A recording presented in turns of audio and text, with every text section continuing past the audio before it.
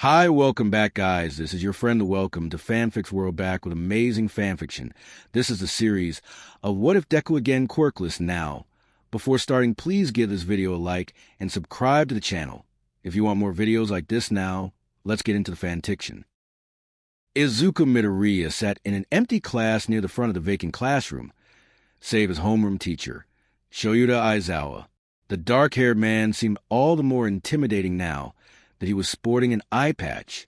The intimidation factor of the quirk of racing hero would never fail to impress the green-haired boy. Even with his quirk barely functioning thanks to the loss of one of his eyes, he was still formidable. Or at least, that was what Deku would always believe. Deku shifted awkwardly in his chair, acutely aware of the silence that permeated every corner of the empty room. Aizawa eyed him with a curious and calculating gaze. "About your question," the one-eyed man said, popping the bubble of silence. "Right," Izuku said with a head nod, his cheeks starting to burn with embarrassment. I decided that I need to discuss other alternatives to just hero work for obvious reasons." His voice trailed off, and he lowered his eyes. "Because by the time I graduate, maybe even before, I'm not going to have a quirk anymore. I'll be quirkless.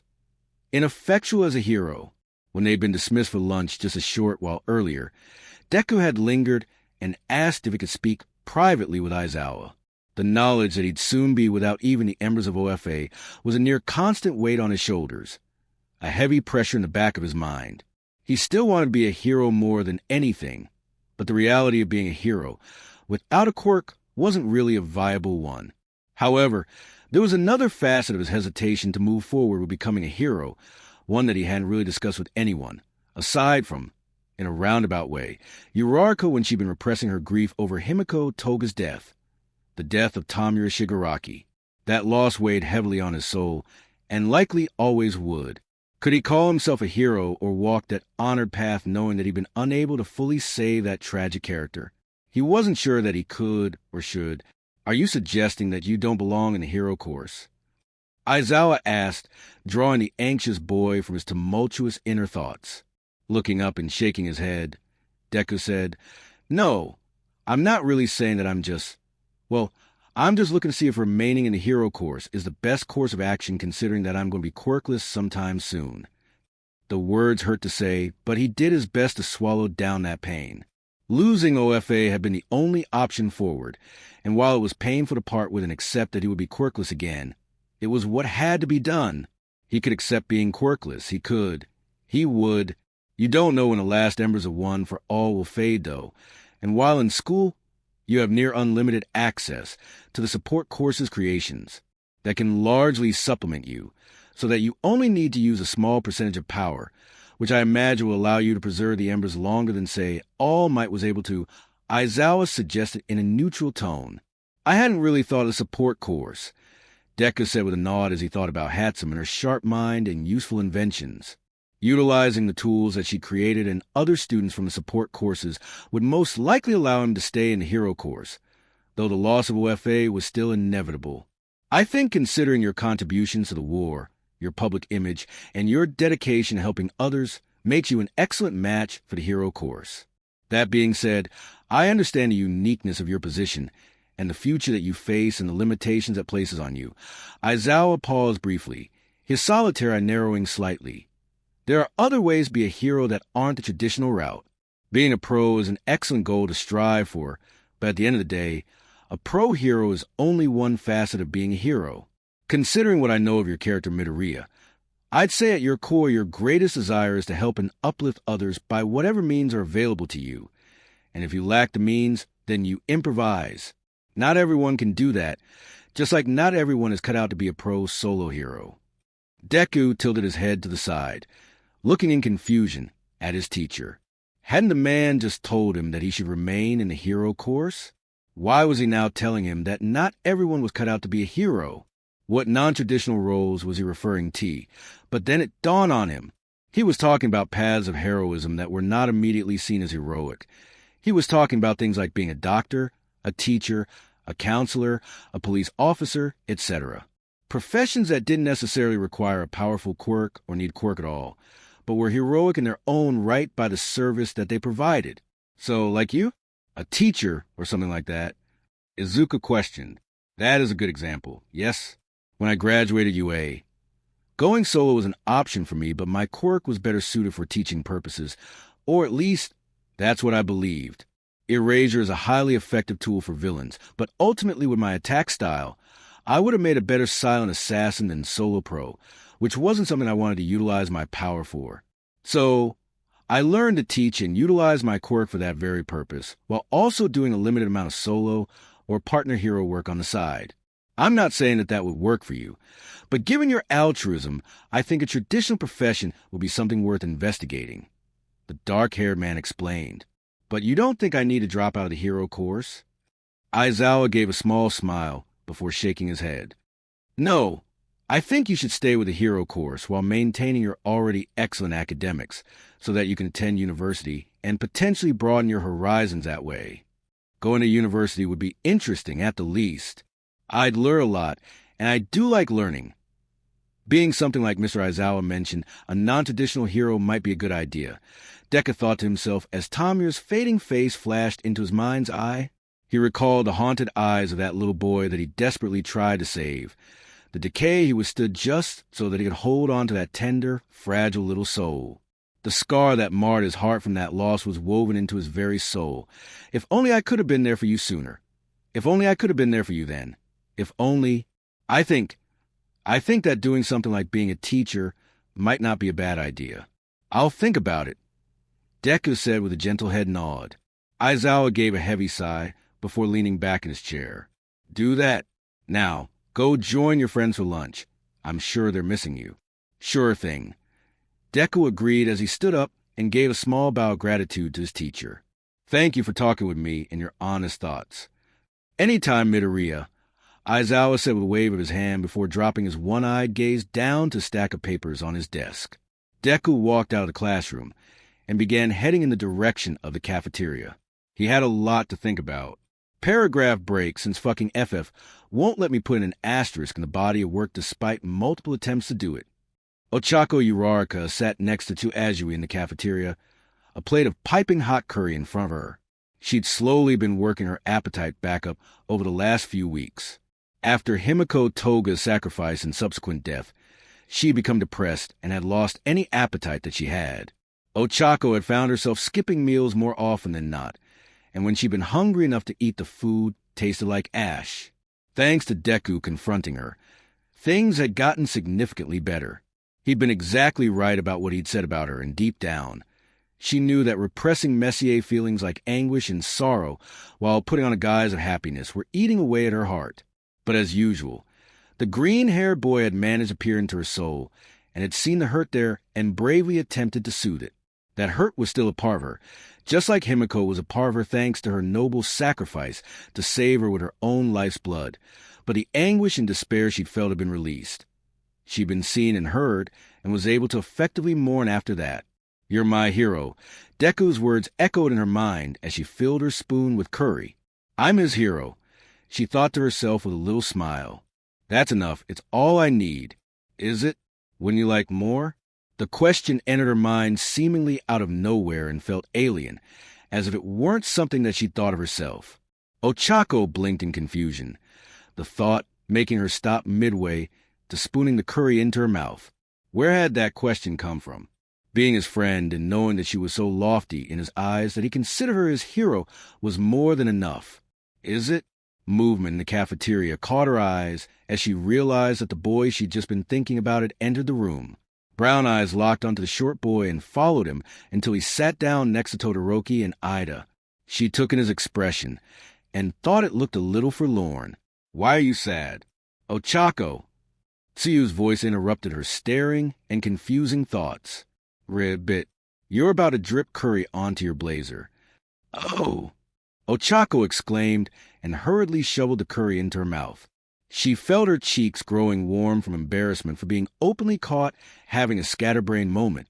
Are you okay? Tsu asked, her gaze probing. Uraraka refrained an urge to shift uncomfortably. Just like Deku, Froppy saw too much and seemed far too intuitive to Ochako's inner thoughts. I'm fine. I was just, I was thinking about sad things. she admitted in a quiet voice, her eyes lowering. Do you want to talk about it? Froppy asked, a gentle hand on the auburn shoulder. Ochako gave a reassuring smile and shook her head. No, it's okay, I promise. Her eyes wandered back in the direction of Deku. Tsu followed her gaze before giving her a long look. You could talk to him if you want, Tsu suggested. Ochako's gaze whirled back to her friend, her eyes widening. What? No, I don't need to talk about anything. Really? And I was just looking in that direction, and he happened to be there. She could feel her cheeks start to heat up in embarrassment. Ugh! Tsu started, but a high-pitched giggle interrupted her. Down bad, Ochako? Mina Ashido, who sat across from the two girls, said with suggestively raised eyebrows. Excuse me. I am not. What are you even talking about? Ochako asked in an overly dramatic tone that convinced no one. Sure, Ashido said with a mischievous twinkle in her eyes. Nobody would think less of you for it. You should go for it. You two are like besties, more than besties. If anyone should be an item, it should be you two. Still don't know what you're talking about. Uraraka lied, her eyes on her curry as she hurriedly filled a spoon up and shoved it into her mouth. Just shut up, Mina. She thought to herself in annoyance. I was just looking at him, nothing more. There's nothing more going on. He comforted me when I was sad and told me I was his hero. That's it. That's all it needs to be. I am satisfied with this. We both have too much going on anyway. I can carry these feelings, this love by myself, and keep it locked away because it coming out would just complicate things. This is enough for me. Is it? The question again echoed in her head, continuing to feel alien. Was this her subconscious speaking to her? Speaking from some deep-down desire and want that there was more that she wanted but refused to acknowledge? Was this Freud's ID speaking? Himiko Toga's smiling face from that day entered her mind.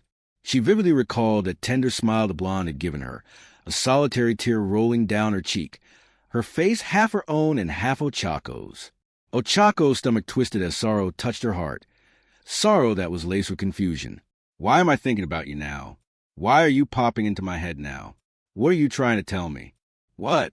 But there were no answers. Only memories of a blonde girl who willingly gave up her life so that Ochako could live. It was a decision that Uraraka would never fully understand and wasn't something she was ever going to be entirely accepting of. Himiko Toga shouldn't have had to die without intending to. Her gaze drifted back in the direction of Izuku Midoriya, who was smiling now. Todoroki was talking to him and also appeared to be smiling. Just looking at him made her heart feel a little lighter. This is enough. But is it? This time the thought was most definitely her own. I don't know. Paragraph break. Fuck UFF. Deku walked along the path from the UA campus and back toward the dormitories, Uraraka and Azuri at his side. Todoroki was a short way ahead of them, Ida walking with him. Kakin had plowed past him earlier, a glare on his face and a curl to his lip. Kirishima and Kaminari were hot on his heels. Deku kind of thought of Kirishima and Kaminari as Kakin's own personal fan club, though there was a horde of first years that seemed plenty eager to be a part of that fan club, even if that was something that Bakugo seemed to have zero interest in. Ribbit, you were late into lunch today, Deku. Were you feeling sick? Azuri asked from the other side of Uraraka. Shaking his head, Deku explained, Oh no, nothing like that. I was just talking with Mr. Aizawa about my future and the fact that I'm going to be quirkless soon. It hurt to explain, but Izuku was of the mind that the more he talked about it, the more he addressed his pain, the more accepting he'd become of it. Uraraka's head whipped in his direction at his words, her eyes wide with alarm. Why? Did he was he thinking something specific? He didn't suggest you not be a part of the hero course, did he? The fear that he heard in her voice surprised him. Such a strong reaction from her was unexpected. No, of course not. I want to talk to him to see if he thought me staying in the hero course was the best path for me. Being a hero without a quirk would be difficult to say the least, Deku said, hoping his words would help soothe some of the anxiety he saw on Uraraka's face. You want to talk about it?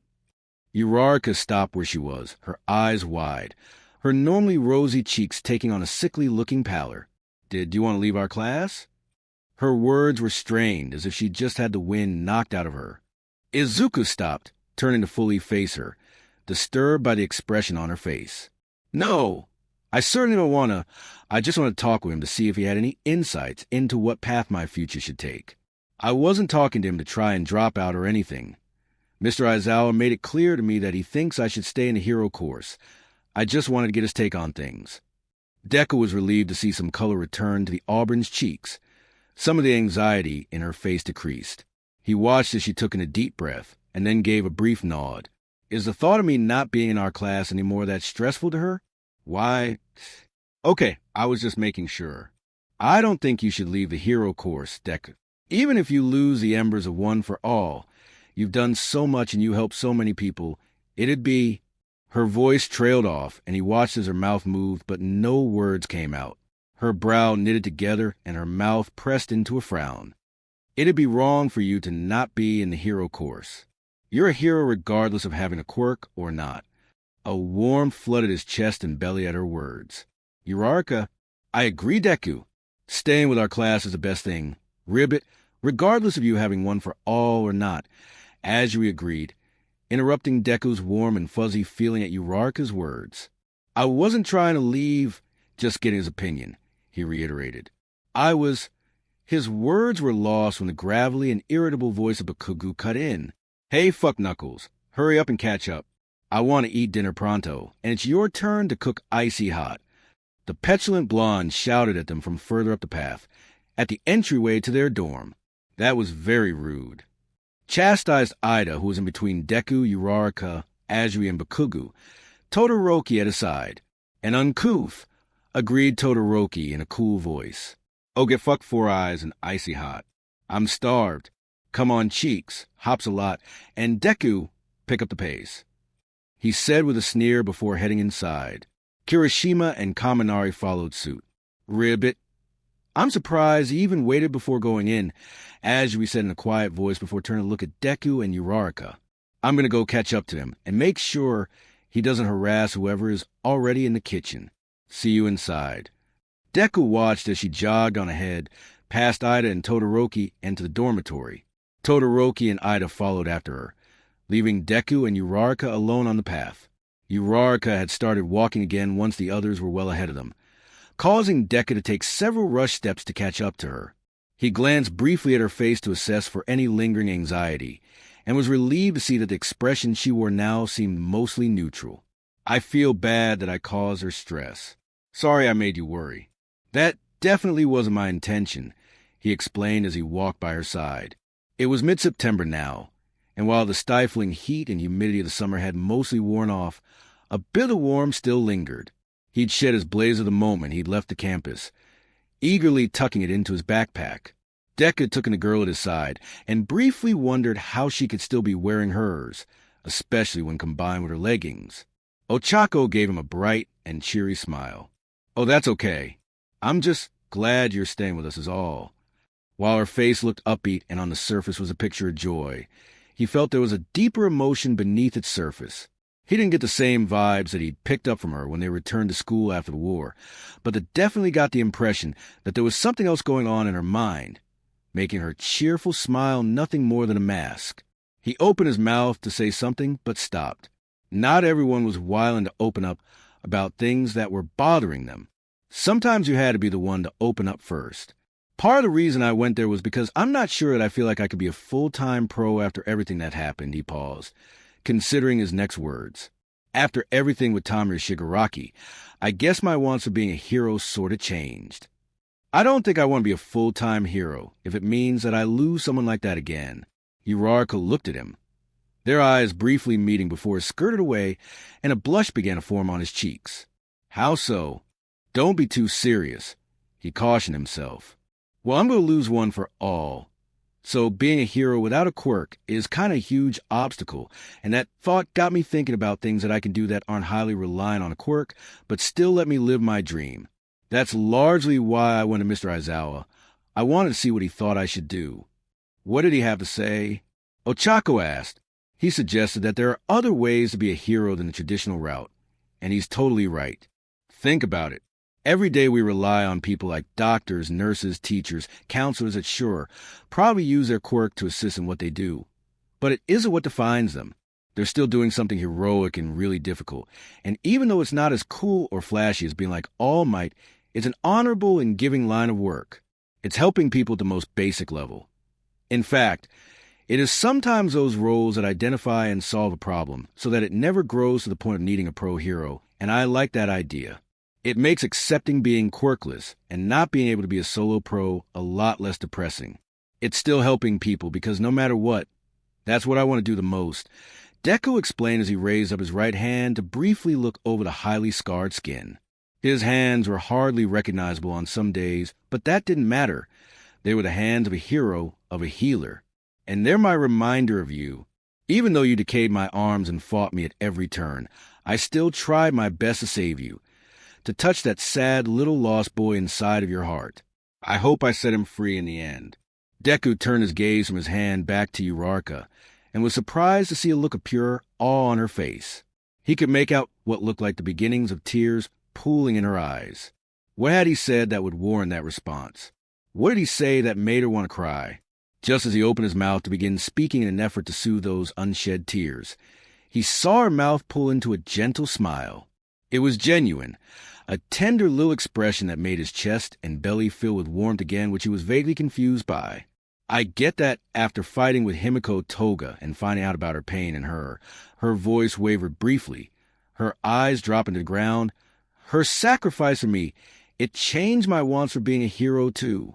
Izuku stopped walking and gave the auburn-haired girl a long look. I remember you saying that you wanted to become a pro hero because it would allow you to help your parents, financially, but you're so giving too that I know that that's part of it too. What else changed?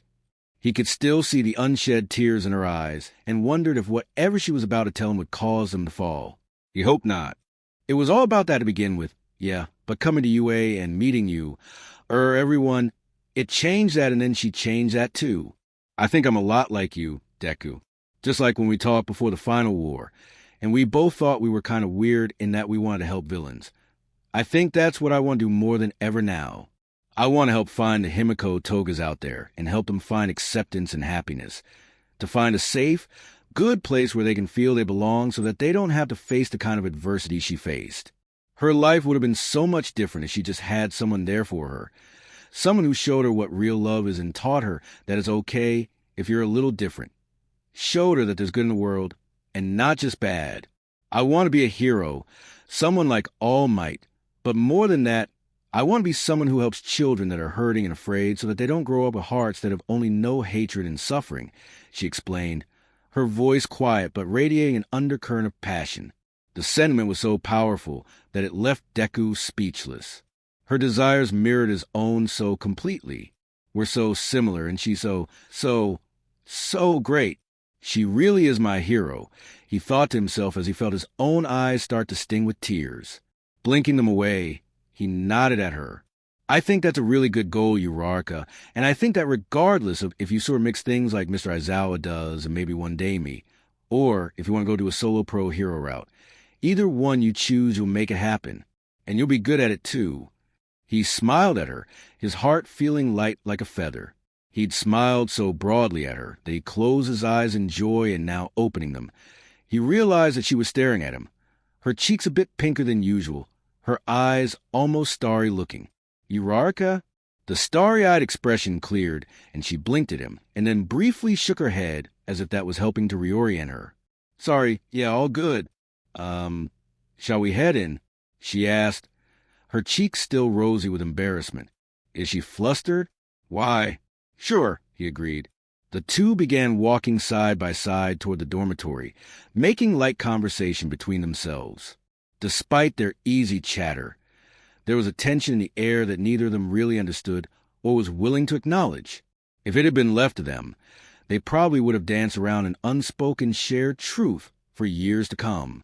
But there were others that had no intention of letting either Izuku Midoriya or Ochako Uraraka avoid the elephant in the room any longer. Let me break your immersion, yet again with another paragraph break. Katsuki Bakugu sat in a desk chair. They didn't find it particularly comfortable.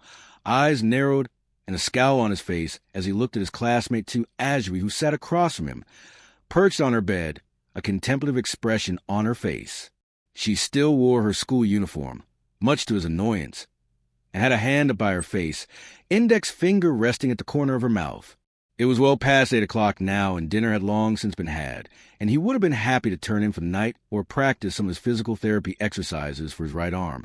But no, the fucking frog had texted him for an urgent discussion, and here he was. Whatever urgency she'd suggested to him really didn't seem all that urgent, though. When he arrived about 10 minutes before, he'd done so with a carefully manicured outward appearance, irritable expression, hands in his pockets, the picture of impatient and poor-mannered Katsuki. But that was all a guise for the real reason he was showing up at the frog's dorm room. Or so he'd thought. The moment he'd walked in, he'd been sporting impressive wood. She'd ushered him into the room, and then forced him to assist her with chemistry. Chemistry. Fucking chemistry. What a joke. Now, they were through the majority of their lesson. She decided that they needed to talk. Right. Talk. That was really what he was looking for. But Kugu, pay attention, the frog commanded, making Katsuki look at her with a gaze that reeked of annoyance. I am fucking talking about the nerd in cheeks. Yeah, I get it.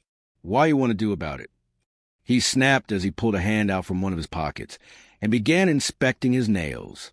Not even a chub anymore. Leave it to fucking molecules and chemical equations to be a buzzkill for a boner. Fucking Azui. Fucking Deku. Fucking round face. Goddamn pussyfooting around the obvious little bitches. Fucking moles. Fucking hydrocarbons. Fucking chemistry. Azui shifted on her bed so that her legs dangled off the edge where she delicately crossed them. Katsuki didn't even try to catch a glimpse up her skirt. What was the point?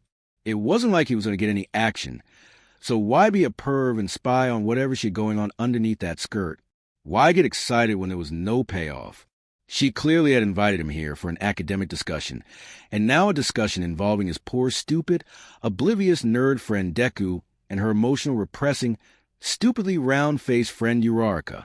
I think Ochako needs to confess to Deku, Azui said in a soft voice. Katsuki made a show of rolling his eyes at her statement. Yeah, no shit Sherlock, but you can lead a horse to water.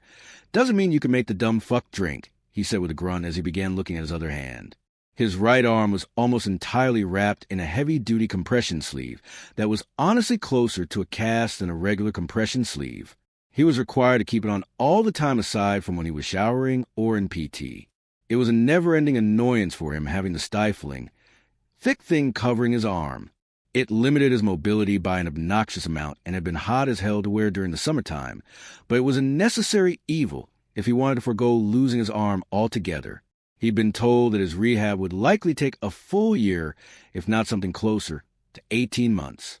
Both were things he'd not wanted to hear, especially since it required he spend 2 hours 3 times a week with a physical therapist. Fucking annoying. Not to mention, he was still going to weekly sessions of cardiac rehab. The damage that Shigaraki had inflicted to both his cardiac and pulmonary systems was severe. If Edshot hadn't nearly killed himself as he attempted to resuscitate and repair him, he likely would have come back with some sort of hypoxic brain injury or with full-blown heart failure. As it was, his heart's ejection fraction was lower than it should be, his pulmonary function impaired, and he'd had to be on a temporary regime of medications for his heart and for his pulmonary system, so that his heart and lungs could fully heal with as little stress as possible. He also suffered a regular heartbeat on occasion, which also required medication. He'd been told by the cardiologist that it likely wasn't permanent, and that good attendance to cardiac rehab would help his overall cardiac and pulmonary function. He'd managed to get down to only needing to go to cardiac rehab once a week, but it was still more often than he liked. The addition of multiple pills to take in a day was also an unpleasant side effect. He wasn't taking as many cardiac meds as he had been when he'd first been discharged from the hospital and had managed to no longer require pills for pulmonary hypertension, but he was still on more meds than he felt like a 17-year-old boy should be. Ribbit, pay attention. But Kugu felt something warm and wet slap up against his face. He whipped his head in her direction to see her tongue now poking out the corner of her mouth. What the fuck? He snarled and leaned forward to glare at her. I was paying attention.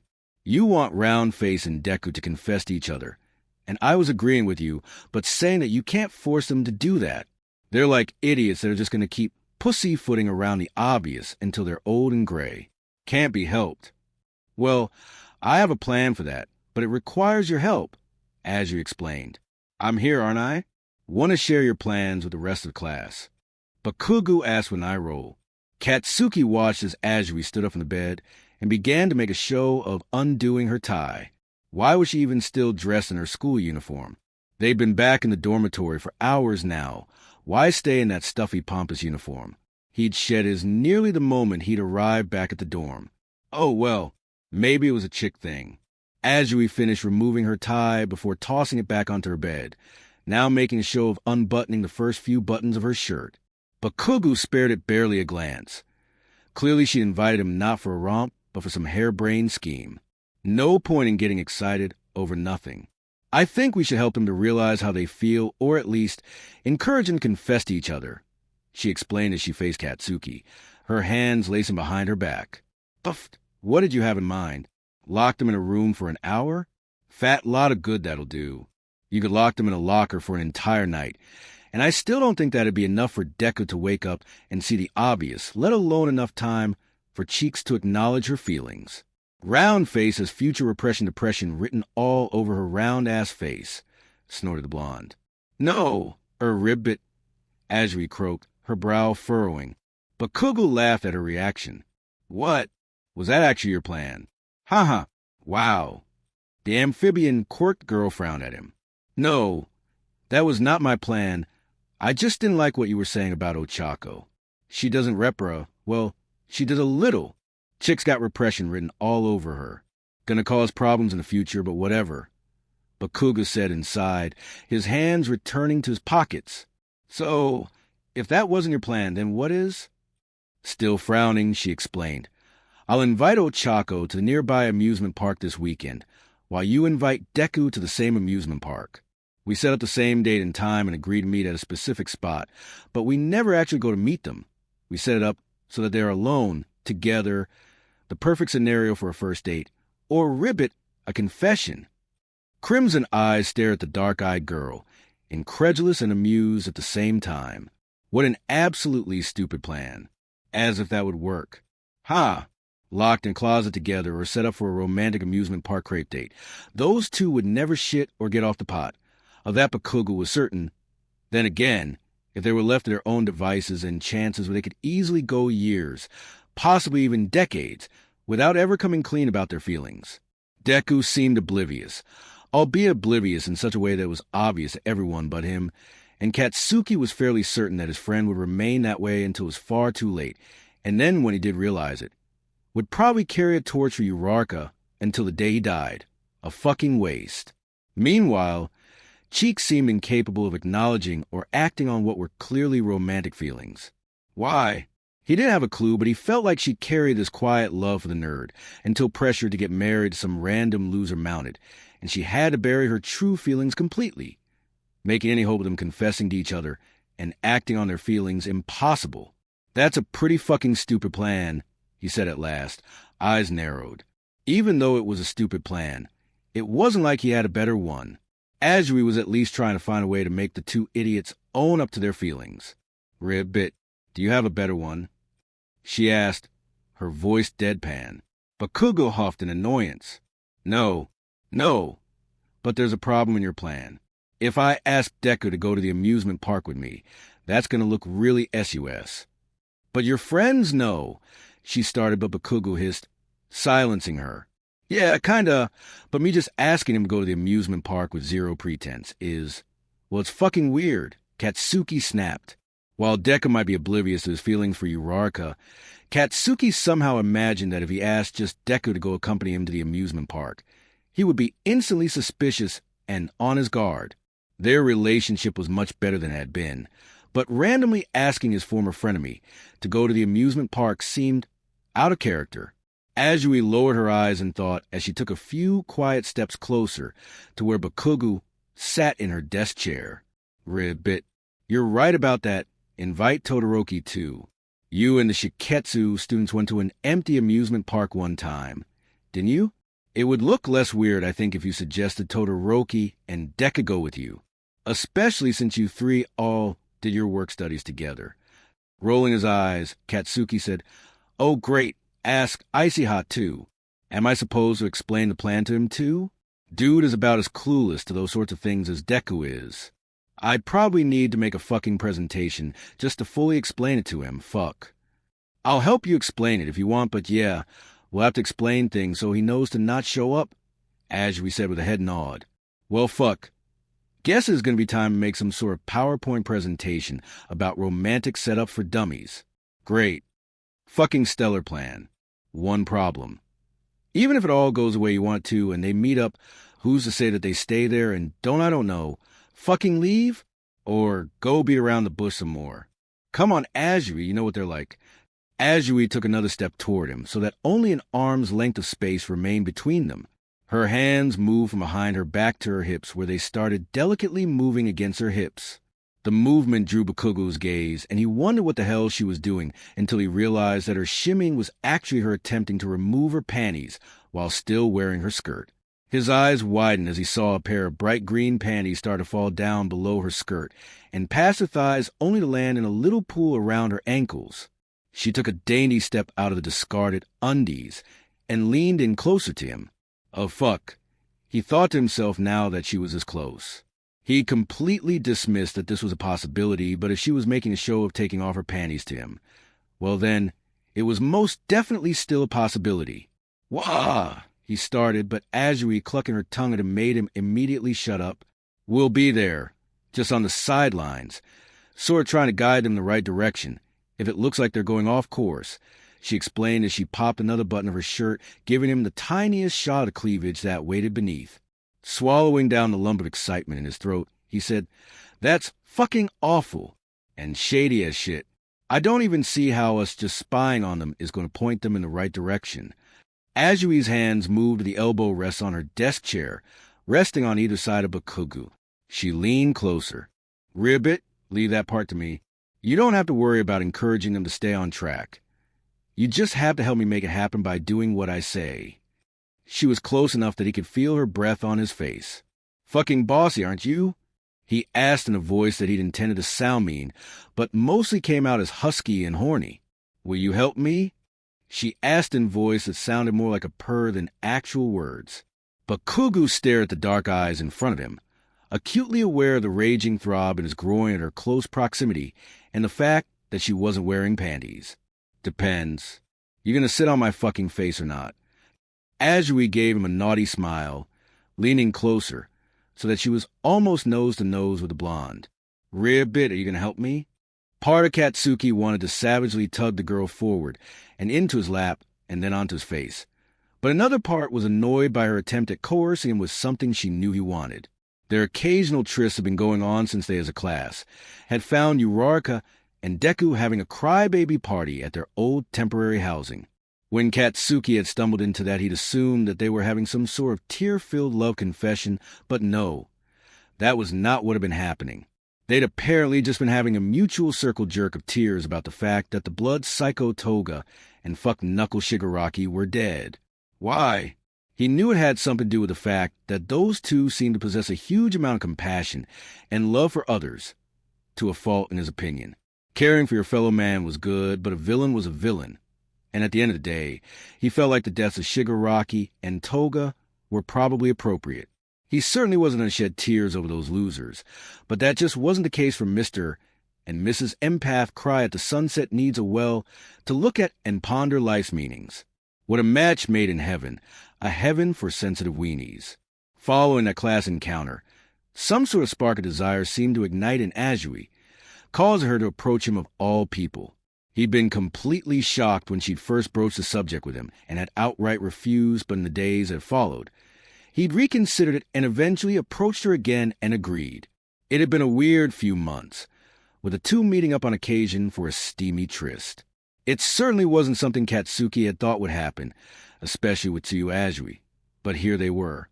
That sounded like coercion, frog face. "I don't take kindly to being coerced into anything," he snapped at her. He wasn't interested in really rebuffing her advancements or the coercion honestly.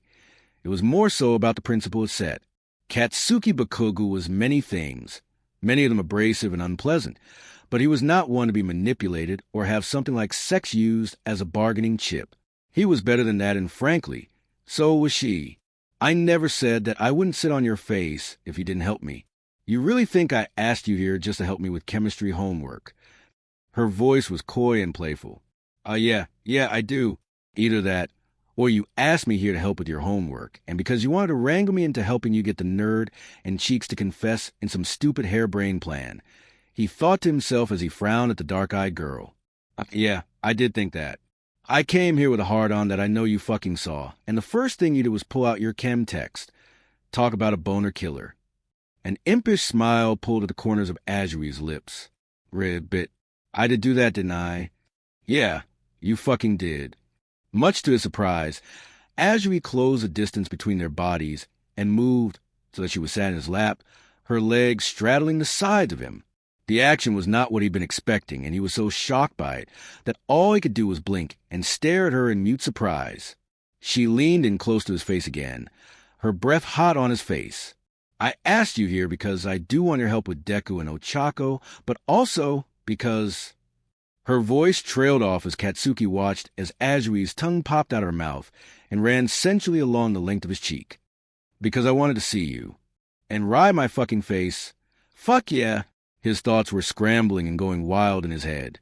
His ability to think coherently swiftly decreasing as teenage horniness took center stage in his mind. It took all of his restraint to not whip his hands out of his pockets and tug her forward, mashing their bodies together. His lips finding hers in fiery and furious kisses, but he managed it. Truth be told, he was interested in spurring round face and the nerd into confessing to each other. If they didn't do it, then it was entirely possible that those two idiots would never own up to the truth. Something had to be done about it, even if Azui's plan sounded fucking stupid. I'll help you, but not because you're trying to seduce me. I'm doing it because that fucking nerd and repression depression need to address this fucking morbidly obese elephant in the fucking room, he said in a gravelly, husky voice. The ache in his groin was growing more intense by the second. Now, for the love of God, sit on my fucking face already. Who was Tsu to deny him?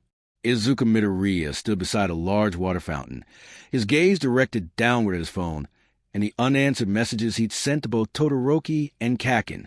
All around him there were various people walking past, or occasionally sitting on an edge of the massive fountain, but none of them were the people he was looking for. Just a few days earlier, Deku had been approached by Kaken about going to a local amusement park with he and Todoroki. The suggestion had perplexed him at first. Kaken suggesting they go do friendly activities and with Todoroki to boot? It seemed out of place. If Deku had been Kirishima, such an invitation would have made more sense, and even though their current relationship was far better than it had been in the past, there would always be an undertone of rivalry and violent tension between the two. Still, he'd brushed off any reservations he had since having a friendly outing to an amusement park with Kaken, and Todoroki wasn't exactly something he got to do very often, or at all. Why not make the best of it?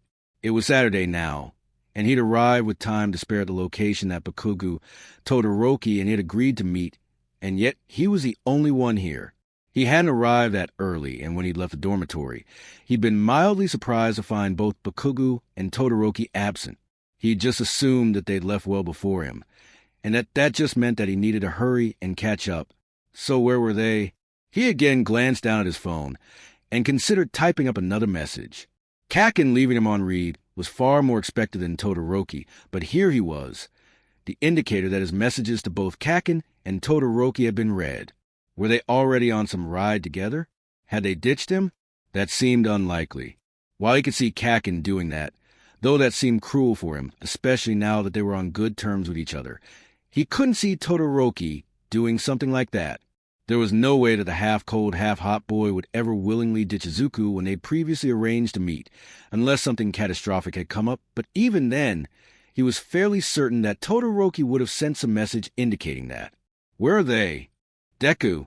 A female voice called out from behind him, causing him to whirl around in that direction. The voice had been instantly familiar to him, and strangely sent a thrill of excitement low in his belly that he briefly found confusing.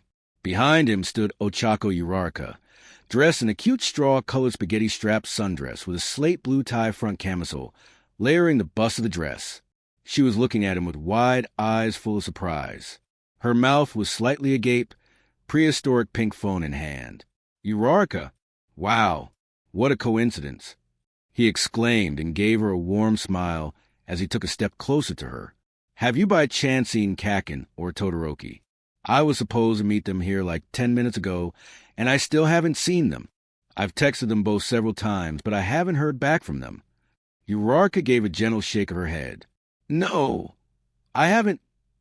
I was actually supposed to meet Sue here, but I just got here, so I'm just going to assume that she hasn't gotten here yet. Though I didn't see her at the dorm when I left, and she didn't answer any of my texts when I messaged her on the train, but before I left she messaged me to just meet up here. Deku watched as the Auburn's gaze lowered to her phone, her eyebrows starting to knit together in confusion. Oh, you were supposed to meet Azuri here too? Do you know if you were also supposed to meet up with Kaken, Todoroki, and me too? They didn't mention that anyone else was coming or that they'd invited anyone else, but if you were supposed to meet Azuri here too, well, that seems like more than coincidence. Izuku paused briefly to look over the large fountain. It was a rather large landmark for the amusement park, a logical marker for anyone looking to meet up at. Though I guess this water fountain is kind of big and unique. It would make sense to choose it as a meeting place. No, she didn't say anything like that. She just asked me if I wanted to go to the local amusement park with her this Saturday, and then later to meet here at the fountain at this time. Uraraka explained, her eyes moving from Deku to roam over the crowd of people. Deku nodded at her words, his gaze also flicking to the throngs of people, his eyes searching for a familiar face. It didn't seem to matter how long he looked, though. None of the faces he saw were the ones he was hoping to find. He returned his gaze to Uraraka before looking at the fountain, and then back to his phone again. This all seemed rather strangely intentional. A new thought blossomed in his mind as he again read over his unanswered messages and glanced toward the girl beside him. What if they set this up? No, that's ridiculous, but is it? You've sent half a dozen messages to both Kaken and Todoroki, and neither of them have responded, which is not in character for at least Todoroki. Uraraka was invited to this exact same place at the exact same date, and time only for Azuri to not show up.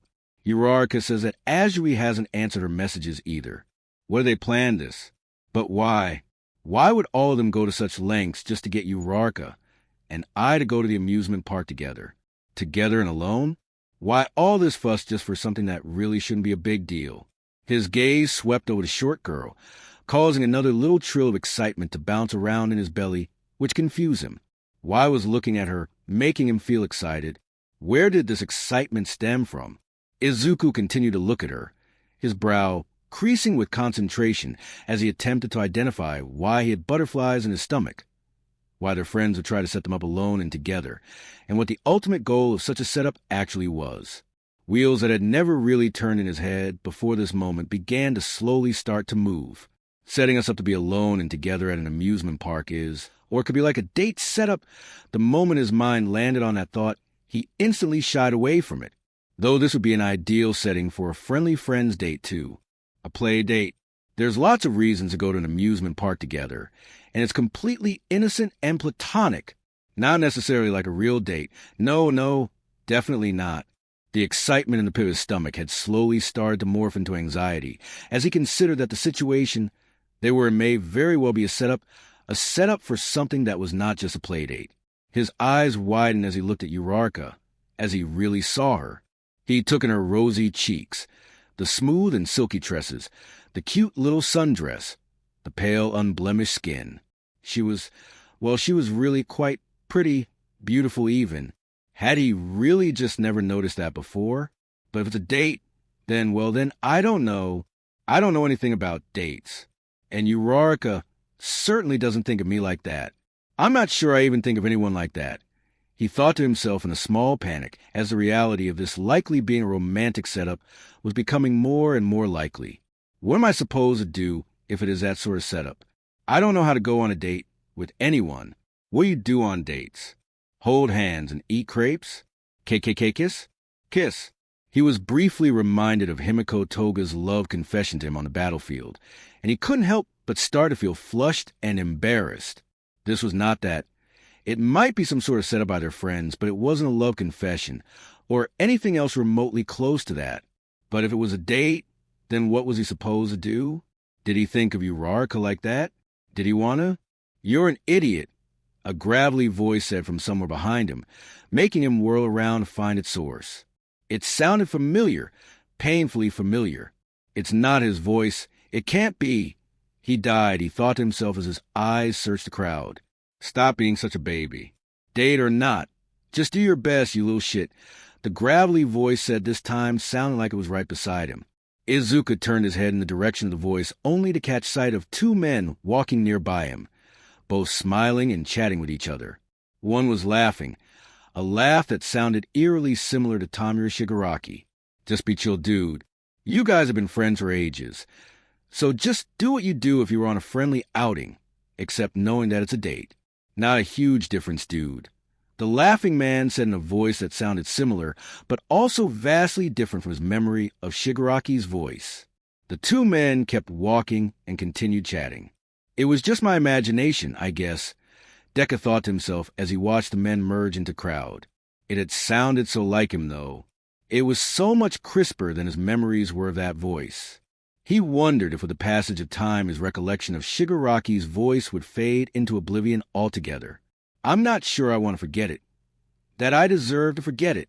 Maybe I should just call Tsu, Uraraka said, interrupting Deku's thoughts, making him turn his mind and gaze back toward her. She was looking anxiously out over the crowd, her phone still in hand. Date or not, just do your best. They may not have been his words, but the sentiment was a good one, regardless of this being a setup or not, of an intention to inspire romance.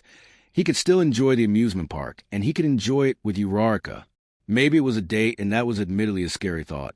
But if it was, how did that really change things?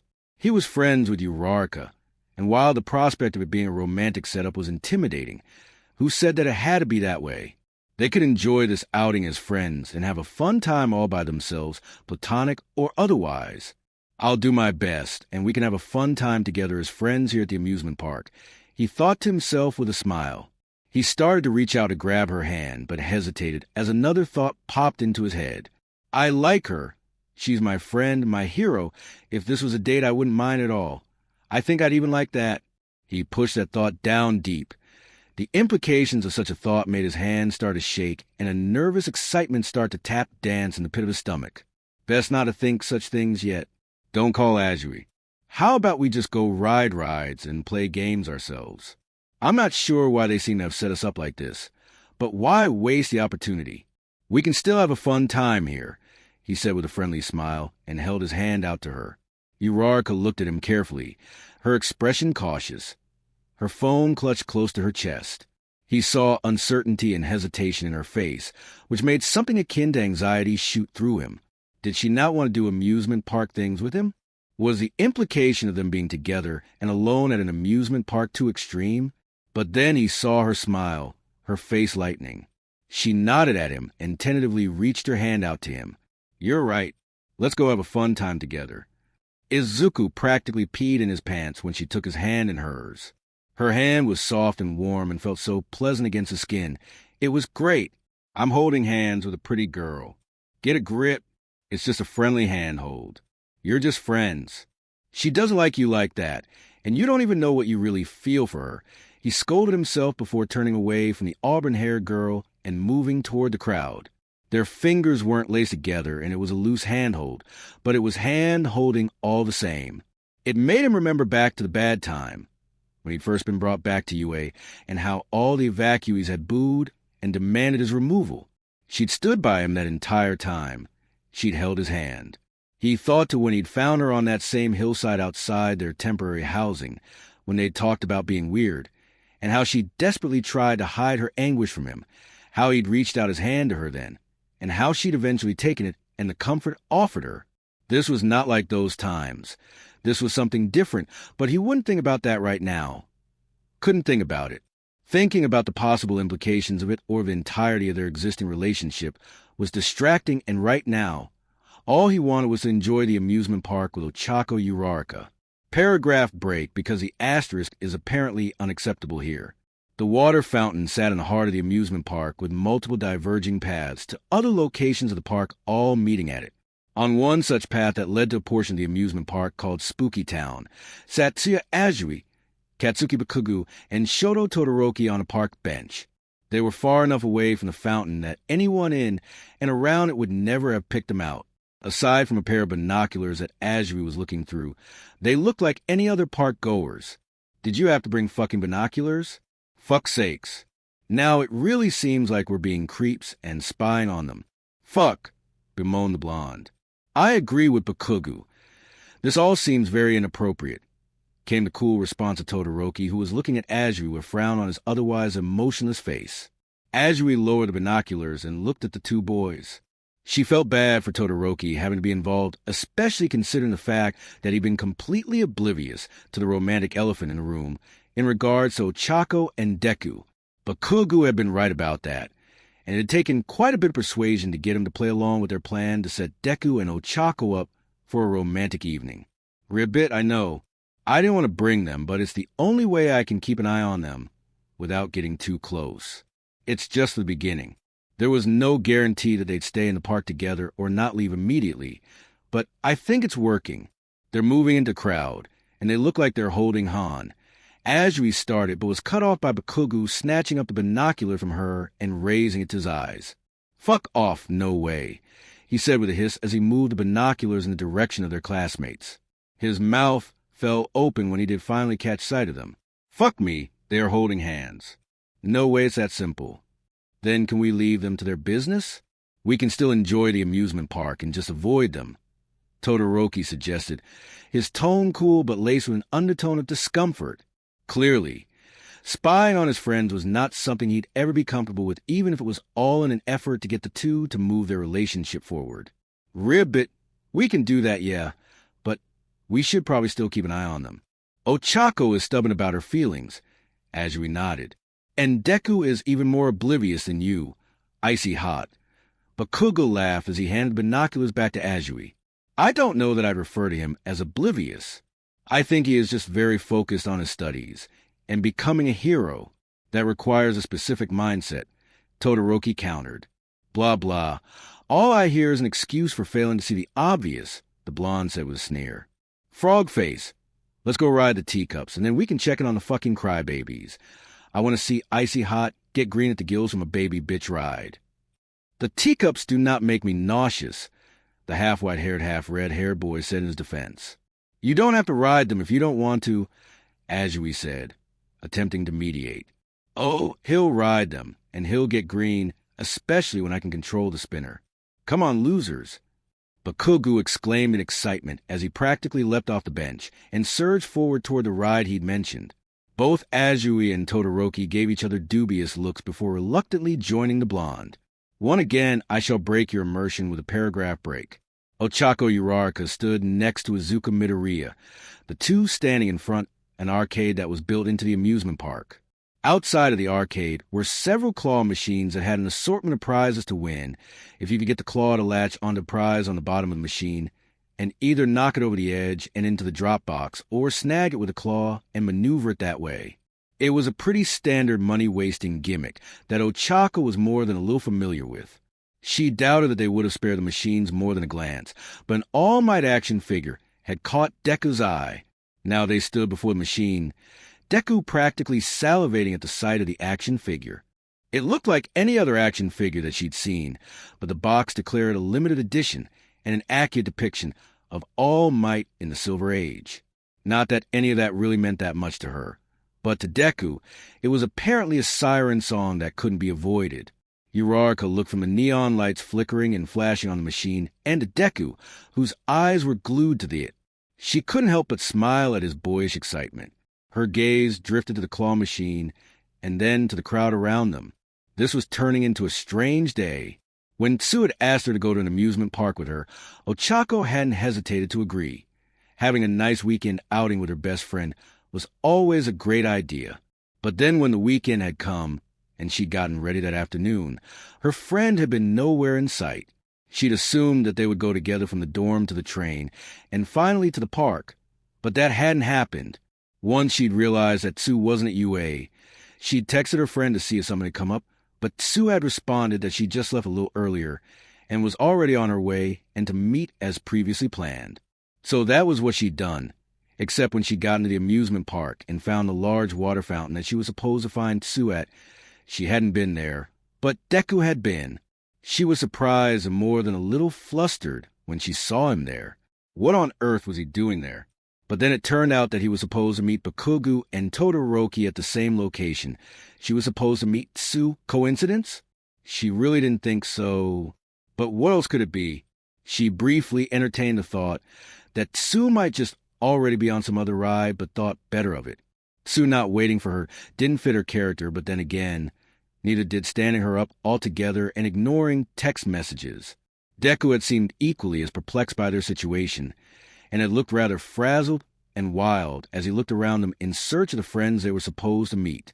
However, they never managed to locate Azui, Bakugo, or Todoroki, which left Uraraka feeling like there was more to the situation than simply being stood up or having to cancel abruptly.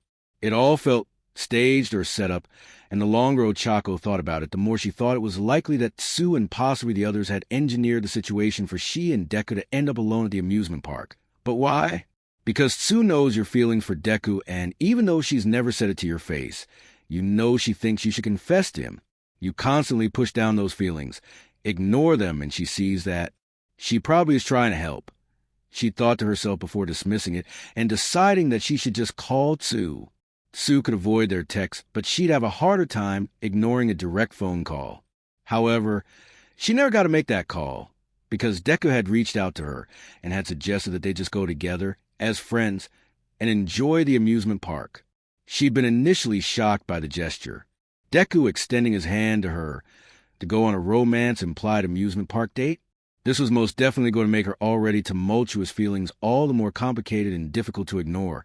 But his face had been so bright and happy, and even though a confession of her true feelings, let alone a date, were things that she hadn't planned or, and certainly wasn't planning on, intended to do, she couldn't refuse him. They could just go and enjoy the amusement park together as friends. And here they were, not having gone on any rides just yet, but just staring at the claw machine with the siren song All Might figure singing to Deku.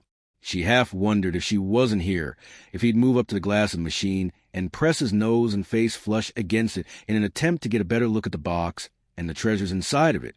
At that thought, she had to refrain a giggle. "Do you want to try and get the All Might figure?" she asked in a conversational tone. Deku turned briefly to look at her, a blush coloring his cheeks. Yeah, I think I will. Sorry, it's not exactly a particularly fun park event for both of us." Ochako shook her head at his words. "No, it's okay, I don't mind. I haven't played at one of these claw machines in years, and I've never seen any of our classmates, or, well, you do them, so it'll be fun to see." Her arms were behind her back, where her hands were laced together. Since they'd spotted the arcade, they'd separated and were no longer holding hands. It was a platonic hand hold anyway, like one she'd had with Sue or anyone else. That was perfectly okay. It was like when she'd held his hand when he'd come back to UA, or how he'd held her hand when she'd been unable to hide her grief over Himiko's death. That was all it was. Nothing more, and that was totally okay. Is that all it is? Do you want it to be more? What's wrong with wanting more? That same somehow alien voice within asked her, making her mash her teeth together. Those kinds of thoughts, whether they were hers or whatever they were not helpful. This was a platonic friendly event. Her romantic feelings were fine where they were. Buried. Deku had enough to worry about, what with facing the inevitability of being Qurikless soon. Not to mention he indicated that he was altering the course of his future, potentially pursuing something like teaching rather than full-time hero work. He didn't need her messy and complicated romantic feelings thrown into the enormity of changes he was facing. He doesn't need that, she thought to herself before another thought countered it. What if he wants it, though? The sound of coins being slotted into the claw machine tore her from her thoughts. She blinked to clear her mind of her moody thoughts before focusing on Deku eagerly loading in 500 yen into the machine. I wonder how he does with claw machines. They're kind of difficult, but Deku seems to be good at most of the things he really sets his mind to. Okay, here I go, he declared as he cast a nervous glance back at her. I was never very good at these when I was a kid, and it's been quite a while since I played one, so it might not go well. Ochako smiled encouragingly at him. You got this, Deku. Uraraka watched as the first of 5 pulls activated and Deku sent the crane moving, attempting to move the box figure at the bottom of the machine that needed to fall into the drop box to win. She was mildly surprised that he hadn't gone for an outright attempt at picking it up with the claw. While it was bolder and riskier to attempt to snag with the claw, it was usually a better option than slowly attempting to push or ineffectually dragging the prize toward the drop box. Deku used his first pull to try and snag a corner of the box toy, essentially tipping it over and making it fall off balance and into the drop box, but that was a technique that rarely worked. The boxes were remarkably sturdy, and even if they were successfully knocked over, they rarely became so off balance that it'd topple into the drop box. You were lucky if you could get to inch forward by anything more than a few finger widths. Deku's second and third pull were much the same as the first. He managed to move the prize a little closer to the goal, but it remained in almost the exact spot that it had started out in. Ochako wondered what his fourth and his final attempt would be. On the fourth attempt, he went for the more direct attempt and tried to grasp the box with the claw. This failed miserably and ended up moving the prize just a little bit further away from the drop box goal. That took a bit of unintentional skill to fail backwards like that. The final attempt was a repeat of his earlier attempts and ultimately ended up in failure. The machine beeped and flashed brightly, indicating his attempts were over. Shoot, Deku said with a sigh before turning back toward her with cheeks that were rosy from embarrassment. Guess I'm still not very good at these games. He laughed then, his arm moving behind his head to scratch nervously at his neck. Ochako stepped forward, a tiny little excitement building in her belly. Do you want me to try? Deku looked from Ochako to the machine and gave a shrug. Sure, if you want to, but you don't have to just for me. It's a silly thing that I want. You don't have to waste your money on it. But actually here, if you really want to try, then let me pay for it. He began to furiously dig into his shorts pockets to pull out more yen coins. Uraraka smiled and shook her head at him.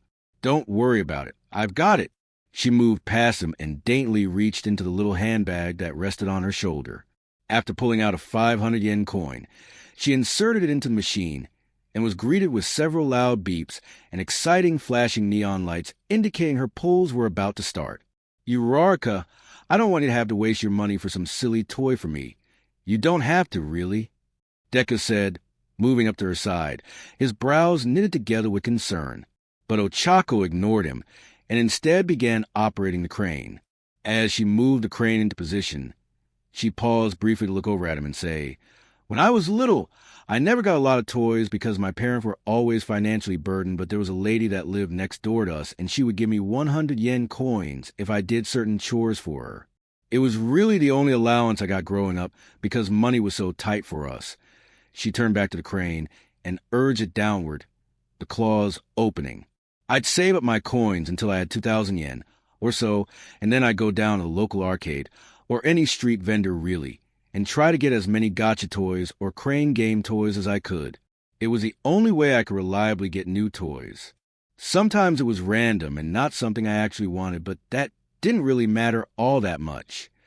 Just as the claw attempted to close on the box that was far too square and large to give any secure grasp on the prize, it managed to snag the sharp corner of the box, causing it to flip upside down and closer to the drop box. Deku gave a quiet gasp at her success. She hadn't won yet, but she'd moved the prize farther than he'd ever managed to get it. Uraraka repeated the same move 3 more times until the prize balanced precariously on the edge of the machine's floor and the drop box before finally toppling forward and over the edge. More lights flashed brilliantly on the machine, and a series of electronic sounding beeps and buzzes began chiming from it. Ochako turned away from the machine and to Deku, a look of smug satisfaction on her face. Before she could explain her triumph, though, the arcade owner trudged over to them before sleepily asking them what prize they wanted. She pointed to the All Might figure, which he later procured for them from a back storeroom, before disappearing into the depths of the arcade. Ochako held the prize out to Deku and smiled. I was really bad at the claw machine for a long time, but it was one of the only ways that I could reliably get bigger toys if I got good at it. So, whenever I had a few extra 100 yen coins, I was down trying to get good at the claw machine. That's the only reason I was pretty confident about getting this for you. I've probably played at claw machines like this one since I was 5 years old, she explained, feeling a bit sheepish now that she'd won and awkwardly held the toy out to Deku. Deku looked at her with wide eyes before looking down at the All Might prize and gently taking it from her. She watched as he raised it up to his face and looked at it with huge, excited eyes. Slowly, he lowered it down to abdomen level before looking back at her. The expression on his face made her instantly blush for reasons she wasn't all that sure of. Whatever the reason, the look on his face made her avert her eyes. Thank you. Really, Uraraka. And I think that is so cool that you spent a lot of your childhood doing things like gotchas and the claw machine. When I was little, and Kakin wasn't trying to beat me up, we would sometimes do games like the claw together or gotchas. That was actually where we got our All Might trading cards, from a lucky gotcha pull. I got mine signed by All Might basically the first time I met him. I should get that framed. Now Ochako did giggle, unable to stop herself from doing so thanks to his diehard fanboy status. He really was All Might's #1 fan. Deku looked at her and blushed when he realized she was giggling. Sorry, that was probably a really lame thing to say, he muttered. No, it's not that. I just thought it was funny is all. It was funny, but a very you thing to say. I thought it was really cute, she explained, but snapped her mouth shut after realizing she just unintentionally referred to him as cute, which definitely seemed like territory that wasn't platonic. Cute, Deku repeated, his eyebrows just slightly raised in question, head tilted to the side, a different kind of blush beginning to color his cheeks. Oh no, think, do or say something that isn't about him being cute. Quick. Her gaze swept wildly away from Deku into the crowd and various rides outside the arcade before landing on a little stand that offered Kingyo goldfish scooping for only 500 yen. She considered suggesting that they do that, but decided that walking around an amusement park with live goldfish probably wasn't the greatest idea. Her eyes darted from the Kingyo stall to a nearby roller coaster. Hey, want to go on that roller coaster over there? She asked in a rush, pointing in the direction of the ride. She'd barely spared more than a glance at the roller coaster, so had no idea what kind of coaster it was in terms of thrill and intensity. In truth, she wasn't that great a fan of roller coasters. She didn't mind them, but the ones with 90-degree drops and multiple upside-down spins made her head spin. Not to mention the motion sickness she was sometimes subject to when she rode a roller coaster. But it had been several years since she'd been on one, so it was entirely possible that her tolerance to them had increased, or so she hoped. Deku's gaze followed her pointing before landing on the attraction in question. His eyes flickered back to her, excitement in them. That one? I've heard about that one before. It's supposed to be really intense. Right out of the gate, you have like an almost 90-degree drop. It's supposed to be pretty wild. Ochako gave a false smile that she hoped was convincing enough to hide the stab of fear she felt in the pit of her stomach. Her suggesting the roller coaster had successfully diverted her statement about him being cute, but now she'd actually have her ride the thing, and she was less than keen on that. Sure, haha, let's go do it, Uraraka said with forced cheer. Again, she hoped that it was convincing. Deku started to move forward, but paused to pull off his trademark yellow backpack to put his coveted All Might figure in it. Once he secured it, he slung it back over his shoulders and began moving forward. Uraraka followed after him, trying to squash the anxiety that was steadily building in the pit of her stomach. It's fine. Just close your eyes the whole time. It won't be so scary if you have your eyes closed the entire time, she thought to herself. Considering her quirk was zero gravity, Ochako was used to and enjoyed spending a good amount of time airborne, but that was somewhat controlled and rather gentle. Even with her grappling cables deployed, it was still airborne movement that she considered on the delicate side. She certainly wasn't pulling a hard combination of both positive and negative G-forces. Her usage of zero gravity was more akin to being in space, gently floating, the body rendered weightless. However, considering the fancy fast moves she'd seen Deku employ when he'd been the holder of a full-powered Ofe, she was certain that he probably did enjoy those kinds of G-forces. As she trailed behind him, she tried to convert her anxiety into excitement. Excitement for Deku to be able to experience something sort of similar to the speed and force that he'd had when he had more than just the embers of OFA. She found herself a little less anxious thanks to these efforts, though still acutely aware of a pressing anxiety at the back of her mind. Just don't throw up. Don't throw up. A memory of when she'd been 10 years old, the last time she'd been in an amusement park, came in mind where she'd gone on a roller coaster that was particularly intense and had promptly thrown up the second she stepped off the ride. Just don't throw up like that. You're so much stronger now, and you hardly ever get nauseated anymore when you overextend your quirk. You've improved so much. The two made it up to the line and began filing into place to wait in line for the ride. Ochako stood close to Deku, their shoulders almost touching, a pregnant silence growing between them. She wasn't sure that he was aware of it, but she certainly was. You like roller coasters? Deku's voice interrupted her internal mantra of, just don't throw up. Ochako turned to look at him and gave a half-hearted smile. I'm not a super fan of them, but they're, well, I don't mind them. I used to get kind of motion sick with them when I was younger, but I'm a lot more grown up now, so I don't think that'll be an issue. I mean, I hardly ever experience nausea anymore when using my quirk, which used to be a big problem, so I'm sure I'll be fine. She gave a nervous laugh before closing her eyes and smiling at him. I'm guessing you like them? Deku didn't answer right away and was quiet, making Ochako open her eyes and look at him. He was looking at her with a knowing gaze that made her want to blush. What's he seeing when he looks at me like that? Has he figured out that I'm afraid I'm going to barf on this roller coaster?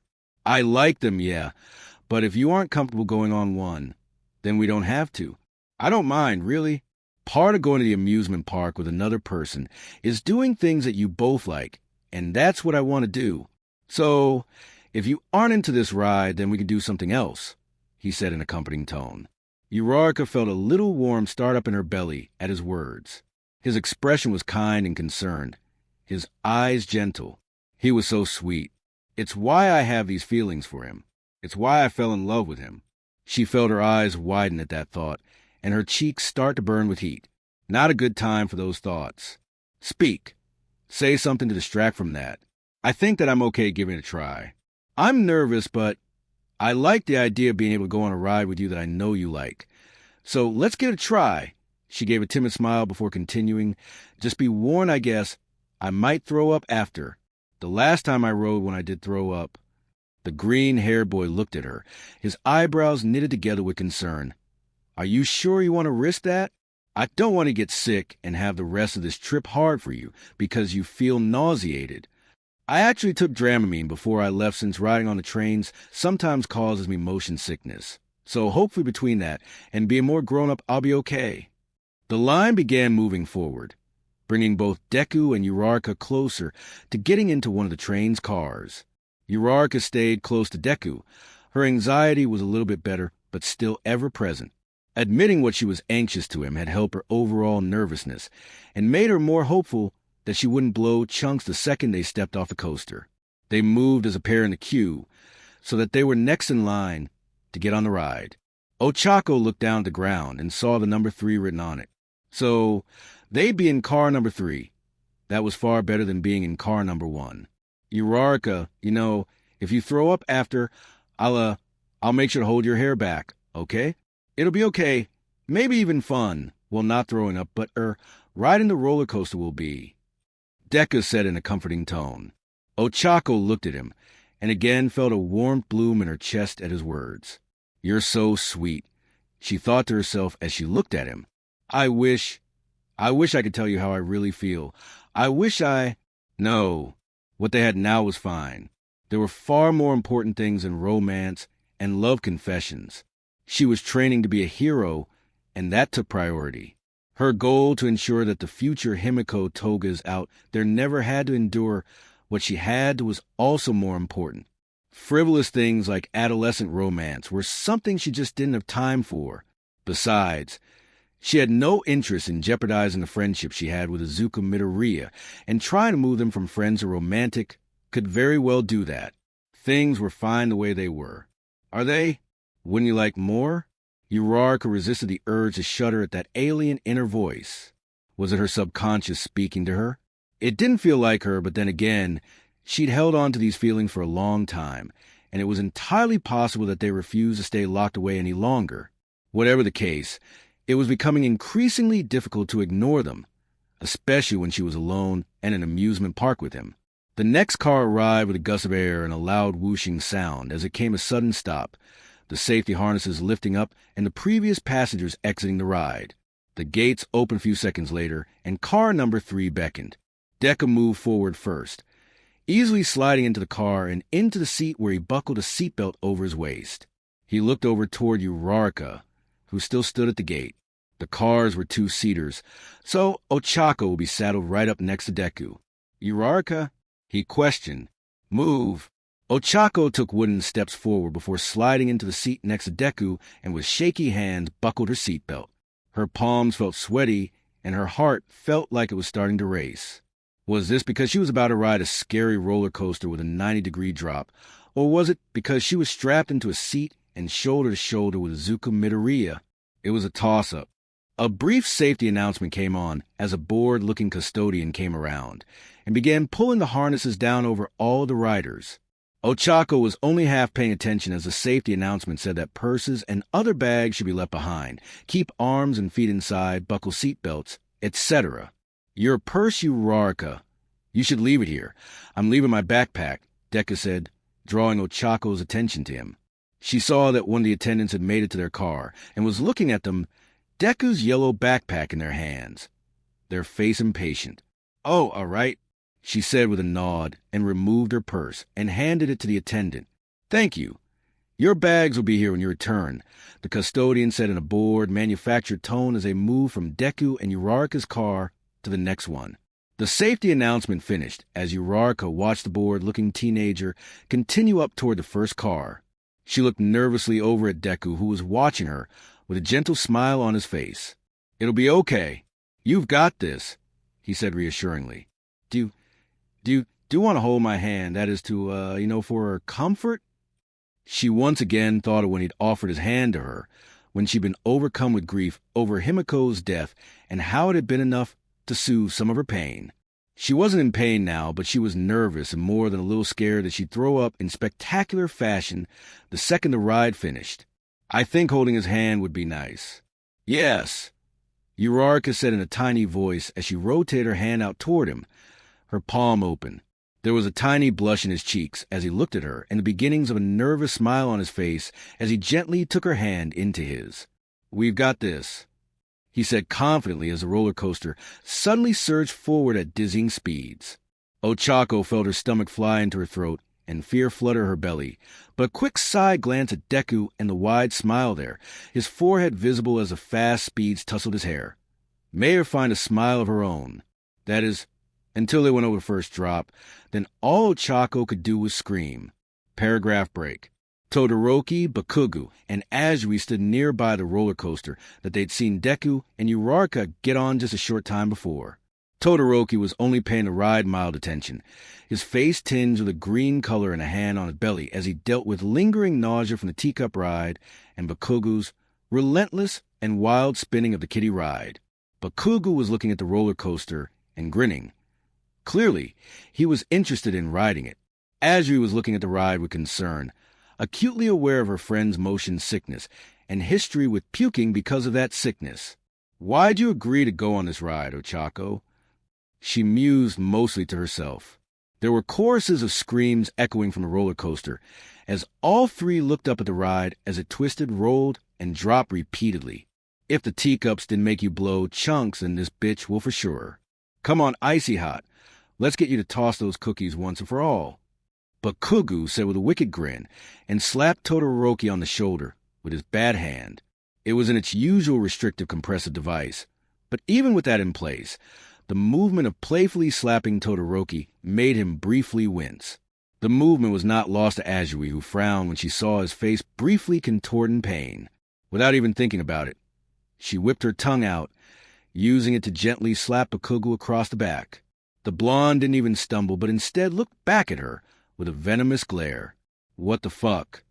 he snapped, moving away from the clearly seasick Todoroki to get into Ajui's face. You know you aren't supposed to do any strenuous activity with that arm. Ribbit.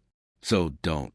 Tsu chastised, refusing to move or back down despite the fiery blonde's close and threatening proximity. Slapping icy hot? That wasn't strenuous. Fuck off, he growled before turning back to Todoroki. Once the crybabies get off and we give them a good 10 minutes to fuck about, we're riding it icy hot. Froggy, you can tag along or stay behind. I don't actually give a fuck since you have a cast iron stomach, and I doubt this coaster or any coaster would make you yak. Bakuga said, moving to Todoroki's side, his gaze on the ride, eyes wide with excitement. Todoroki cast a confused look at Bakuga and then at Tsu. How do you know she has such a strong stomach? The teacups might not have made her sick, but a roller coaster delivers an entirely new thrill and nauseating factor. And while you might think that riding a roller coaster will make me sick, there's a strong chance you're wrong. Spinning seems to make me sick, or rather, spinning rides that spin excessively seem to make me nauseated. I have no reason to believe that a roller coaster would cause the same phenomena. Despite the fact that Todoroki's statement was mostly centered on defending his potential upchuck factor on a roller coaster, Azuri couldn't help but feel her cheeks grow warm with embarrassment. Bakuga talking about her having a cast iron stomach indicated a familiarity that she wasn't comfortable with anyone knowing about. Not that Bakuga should have an abundance of knowledge on how she tolerated thrill rides. It wasn't like the time they spent together was riddled with long, heartfelt conversations.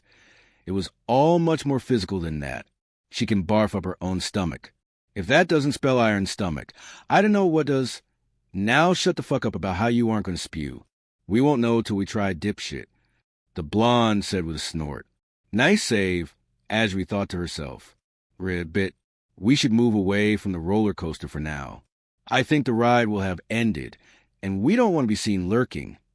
I think we should Todoroki started, but stopped briefly to clench his middle, one of his hands going up to his mouth. I need a bathroom or a trash can now. Both Azui and Bakuga watched as the taller boy started sprinting away from them, a hand clapped over his mouth. Fucking marshmallow! Bakuga snickered before following after him. Azui spared one more glance at the roller coaster before heading in the same direction as the two boys had gone. She doubted that any sort of love confession had happened so far, but that was okay. If it looked like Ochako wasn't about to throw up post-roller coaster, then Tsu had one last trick up her sleeve to help set the scene. Paragraph break. Deku felt like he was practically bouncing with excitement as he picked up his backpack and grabbed Uraraka's purse and handed it to her. The roller coaster had been so much fun. It had been fast and intense, and the drops it provided were some of the most intense he'd ever experienced on a roller coaster. It had made him feel a little like he still had an intact OFA and was flying through the air with Black Whip or just with Air Force alone. It, of course, wasn't really all that much like OFA had been. The speeds he could get to when he'd had OFA completely unlocked were something akin to the fastest fighter jets, but it was close enough. He could still achieve super speeds even with just the embers, but he was trying to use it as little as possible considering he knew he was on a time limit until it was altogether gone. He cast a look at the auburn-haired girl and was relieved to see that she was smiling and that it looked genuine. She'd clearly been very nervous about riding the roller coaster and had admitted to him that she suffered motion sickness, which was something he hadn't thought of before. He knew that she'd previously suffered nausea when overusing her quirk, but their time at the summer camp had improved that limitation within her. Maybe she just needed a little encouragement, he thought to himself as he pulled his backpack over his shoulders as he recalled how she'd willingly taken his hand. They'd held hands. But no, it had just been a nice, friendly, and comforting handhold. It was the type of gesture that he'd offer to anyone that he knew was afraid and in need of comfort. Thinking about holding her hand on the coaster made him think of her briefly, referring to him as cute, which made butterflies start dancing in his belly. Well, she wasn't saying I was cute, just what I was saying was cute. There's a difference. She doesn't think that I'm cute or like good-looking or something. That is not what she was implying. But what if it was? That thought echoed in his head as the two exited the ride and stood in the warm autumn air. Izuku looked over at Uraraka, who was looking out over the crowd. She didn't look green or pale, so hopefully she wasn't feeling sick. How do you feel? Any motion sickness? he asked. Uraraka's brown eyes flicked back to him, and then away before responding. Surprisingly, no, I actually feel okay. That's great. I was worried about you, Deku exclaimed with relief. So, any ideas for what else you might want to ride or do? He watched as Uraraka looked from him to the crowd, and then at nearby rides and attractions. Deku repeated this behavior, looking around their surroundings as he considered what he might want to do too. I'll have to eat something eventually. I'm not very hungry right now.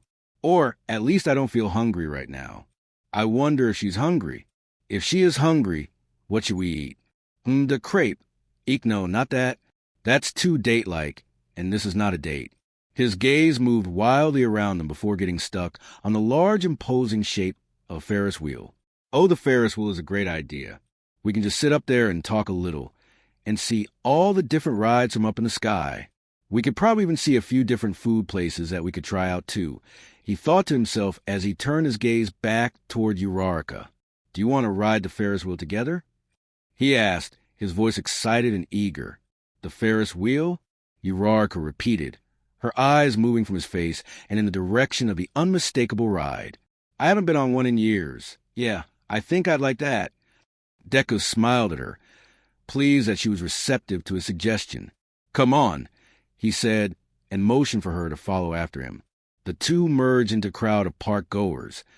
The crowd hadn't been that bad when he'd first gotten here, but it seemed like more people had arrived between now and then. He found himself often bumping shoulders with people and had to continuously look back to make sure that Uraraka was still nearby. In such a large crowd, it was easy to get separated. Maybe for practical purposes, we should hold hands again. Hey, Deku, I'm going to grab hold of the back of your backpack, okay? That way we can avoid getting too far away from each other. Okay? Ochako called out to him over the noise pollution of other amusement park goers. That works too, he thought to himself as he looked back at her and nodded. There was a small tug of disappointment that he was vaguely aware of, which he briefly wondered about before dismissing it as irrelevant. With Uraraka holding onto his backpack, Izuku weaved him through the crowd and closer to the Ferris wheel. His mind began to wander as they got closer to it. What would they talk about? Would they sit silently as they looked out over the theme park? Would they discuss what they should eat? Would they talk about school? Would they talk about their futures or their pasts? What did he want to talk about? He wasn't sure. Finally, they arrived at the queue for the Ferris wheel, and both were mildly surprised to find it relatively empty. Apparently, a ride as tame as a Ferris wheel just wasn't as popular as all the other attractions that were available. Well, a short line means basically no wait time. Cool. After just a few short minutes, they'd made it through the line and were ushered into one of the wheel's booths by the ride's attendant. The attendant shut and locked the little booth door once both Deku and Uraraka were seated. They sat in silence as their little booth rocked forward and higher as other park attendees were ushered onto the ride. When they'd first entered the booth, they'd not hesitated to sit across from each other, neither bold enough to sit beside the other. Such a forward gesture would potentially be indicative of romance, and that was not something either of them were ready to admit existed between them. Deku sat awkwardly across from the auburn-haired girl, his gaze bouncing wildly from her face to her dress to his knees, or out the little booth window. He was painfully aware of the silence between them and of the close proximity that the booth encouraged, but this wasn't romantic, and they were just friends. Just friends. Definitely just friends. What more was there? What more was needed? Before Deku's mind could answer that question, though, the wheel suddenly started up, and their booth slowly began to ascend over the park. Izuku turned his gaze to the window and began looking out over all the attractions. He imagined that if they were here after dark, or even at twilight, that the park would be lit up with hundreds of lights and would be very pretty, especially from up in a Ferris wheel. Since it was only midday, those lights were currently invisible under the brightness of the shining sun. Deku doubted that they'd stay at the park long enough to see the lights come on. Even if they rode every single ride in the park twice, there'd still be plenty of sunlight left in the day. Does the scar you got from Shigaraki, does it still hurt you? Uraraka's question pierced through his thoughts, causing him to look from the window to her. She was sitting cross-legged, hands in her lap, and a delicate flush in her cheeks. Izuku tentatively raised a hand up to his scarred cheek. The skin felt jagged and rough, thick and thin at the same time. The sensation was different there too, not entirely intact, as if it were permanently altered to some extent. He wondered if that would be a forever thing. The massive scar on his right arm sometimes ached with weather changes or with strain, though the sensation didn't feel all that different from the rest of the skin. Deku ran a hand up along the right side of his face and brow, and into his hair. The shaved part of his head had mostly regrown. It was just a little bit shorter than the rest of his hair, but aside from that, it was almost invisible that a portion of his head had been shaved bald not long before. No, it doesn't hurt me. I guess that might change when winter comes. Sometimes the scar on my right arm hurts when the weather changes. The sensation on my cheek, or well, centered around the scar, is a little different than the rest of my skin now. It doesn't hurt. It's like it just feels muted, I guess. The doctors told me that it should fade and shrink a little with time and age. I just will have to avoid spending a lot of time in the sun, or I guess I could make it worse. Deku explained, his hand dropping from his face and to his lap. Uraraka nodded at him, her gaze shifting from him and to the window, her expression somehow far away. He watched as one of the hands in her lap shifted and tenderly touched a spot on her belly, likely somewhere above and slightly to the side of her belly button. My scar is a lot easier to hide than yours, she said in a soft voice as she looked out the window. It still hurts on and off, regardless of weather. My parents made me see a doctor about it, and they told me that gut wounds, or really any sort of stab wound to the abdomen, can hurt for a long time even after everything has healed. I like to think of it as just my little reminder of everything that's happened. Deku gave a slight head nod of understanding. He didn't feel like the scar on his face was his reminder of that last fight, but rather the multitude of scars and marred skin covering both his hands, evidence of him withstanding decay and the subsequent gift Ares' horn gave him. Sometime after everything had gone down, and after Ares had sung for them, she'd asked him if he wanted her to rewind him further so that his arms were less scarred. Deku had smiled and declined. The energy required for that would be a lot, and it was still unclear if her quirk was negatively affected by her breaking off her horn for him to use. And he viewed his scarred hands and arms as poignant reminders of what had happened, what he'd lost that day. Holding up his hands, Deku said, I kind of view my hands and arms like that. I should have lost them. I did lose them. Shigaraki. Tenko. He decayed them, but I held on, and it destroyed my arms. If it wasn't for Ares' horn, then I'd be armless, he said in a soft tone as he looked over his marred flesh. I like to think of them as my reminder. He paused to give a sad little smile. You know, Ares offered to rewind them so that they wouldn't be so scarred. I think she was afraid that they hurt me, but I said no because I felt like they were scars that I needed to wear and needed to see every day. They tell a story so that I can never forget what happened that day. There was a silence, and then in a hushed and sensitive tone, Uraraka said, That must have been terrible to have lost your arms. I can't imagine. I'm sorry, Deku. Deku gave a small shrug of his shoulders. It wasn't pleasant. In truth, it had been awful and painful and terrifying, but he refused to let go of that scared, desperate little boy. No matter the cost, and the cost had been enormous, he was bound and determined to keep hold of that terrified child, to touch that broken heart that gave birth to Tomura Shigaraki. But I can't imagine that getting stabbed was much better. You almost died. Deku had been occupied with his own fight when Uraraka had taken on Himiko Toga, but he'd heard what had happened. He knew that she'd been stabbed in the gut by her, and that she'd nearly bled to death. He also knew that she'd undergone a sort of quirk awakening, not unlike Kaken had before Shigaraki had pierced his heart, causing her zero gravity to ping-pong across the battlefield and render everyone weightless. Despite her impressive display of newfound power, it was only Toga's sacrifice that had kept Uraraka alive at the cost of her own life. Even though he knew that Toga's death had caused immense grief and guilt in Uraraka, he was grateful for her sacrifice. Had she not made that choice, chosen Uraraka over herself, then she would be gone, and that was a future and a path he didn't want to think about, one he refused to acknowledge. It'd be like losing Kaken, but different.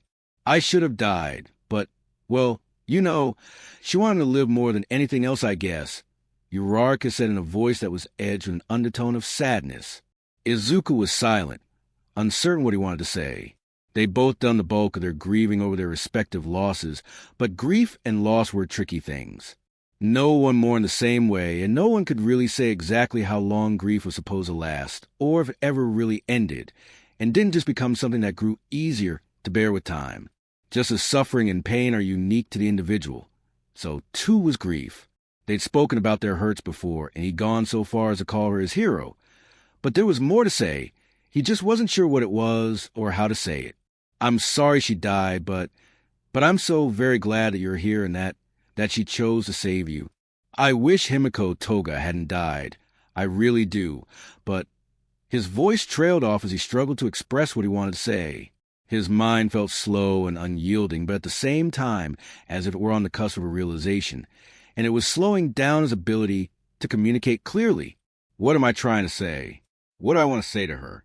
What is this feeling that I can't name? That keeps putting butterflies in my stomach. I wish she hadn't died.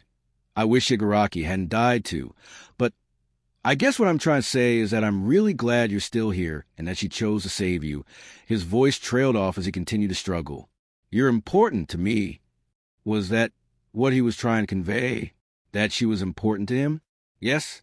Was it just that he wanted to make clear to her that she was his dearest friend, and he was massively relieved that she still lived despite being on the threshold of death?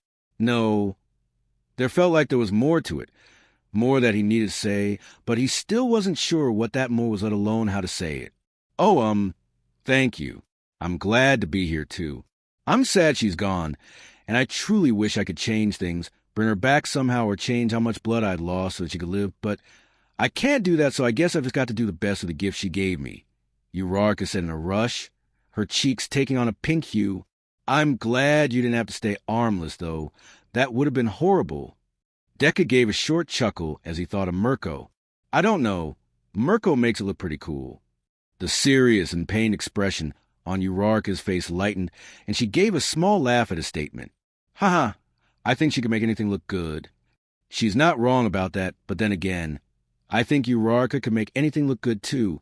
Deku thought to himself with a blush. Eager to shift his train of thought elsewhere, he said, Kaken sees her every now and then in physical therapy. Uraraka raised her eyebrows in surprise. Really? I didn't know that. Haha, aside from the one time we all teamed up, I've not seen them work all that much together, though. They seem like they have similar personalities. They're both pretty fiery, yeah. Kaken sometimes complains about her when he comes back from PT, though I think secretly he likes seeing her there. Deku explained with a smile. The Ferris wheel had made a few cycles up and over the amusement park to the point that Deku was fairly certain that they must be nearing one of the last cycles. Soon the ride would end and he and Uraraka would have to get off of it. Their bubble of shared intimacy broken. He looked at her to see that she was once again looking out the window and down at their surroundings. What did he want to tell her? What did he want to convey? He felt like he was trying to see through a metaphorical fog that existed in his mind as he searched for the answer to that question. Sometimes he felt like he was close to finding it, or that the fog was about to lift, but then the clouds would return, or he'd lose sight of what he'd been searching for. The answer was there. It was just hidden somewhere deep in his mind. A stomach growl interrupted Deku's self-reflection. Deku blinked in surprise as he realized that the growl belonged to Uraraka. Oh, she was hungry. Are you hungry? He asked, though he immediately felt stupid for asking such a question, considering it was obvious if the growl in her stomach was anything to go by. Before he could open his mouth to ask what she wanted to eat, Izuku's stomach suddenly growled as well. Guess I'm hungry, too. Uraraka looked from the window to him and gave a quiet chuckle. Smiling at him, she said, I guess we're both hungry, huh? Yeah, Deku said with a blush as he glanced out the window briefly to see if he could see any nearby food vendors. What do you think you want to eat? He asked as he looked out the window. He could see what looked like a takoyaki stall, and a little further away a ramen vendor. Just as he was starting to turn away from the window, his eye caught a neon sign of a crepe with a neon strawberry on it. They were close to a crepe vendor. That would be a nice little treat to have. That is, until he remembered the associated romantic implications with crepes. I'm not sure. I don't feel super hungry. I guess I'd be good for anything. Uraraka said as she too started looking out the window. If we have a crepe, then we can just have two separate crepes, not shared. Keep it nice and friendly, because that's what you are, friends, he thought to himself as he turned from the window. The Ferris wheel had stopped its cycles and was now subject to random starts and stops as the ride attendants let ride-goers out of their booths. Do you think you're more in the mood for sweet or savory? Deku asked in a cheery voice that he hoped didn't reflect his flustered thoughts about shared crepes. Their booth shook as the ride started up briefly, and then jangled to a stop. Both Uraraka and Deku wobbled in their respective seats. Maybe sweet? I had a really salty miso soup earlier today that's left me craving something sweet, I think, she answered. Sweet like crepes. Shut up. Oh, well, what about taiyaki or crepe or cupcakes? Deku bumbled. His voice strained as he mentally slapped himself for trying to mention crepes. Get it together. Crepes? She repeated, her head slightly tilted to the side in question. Like shared?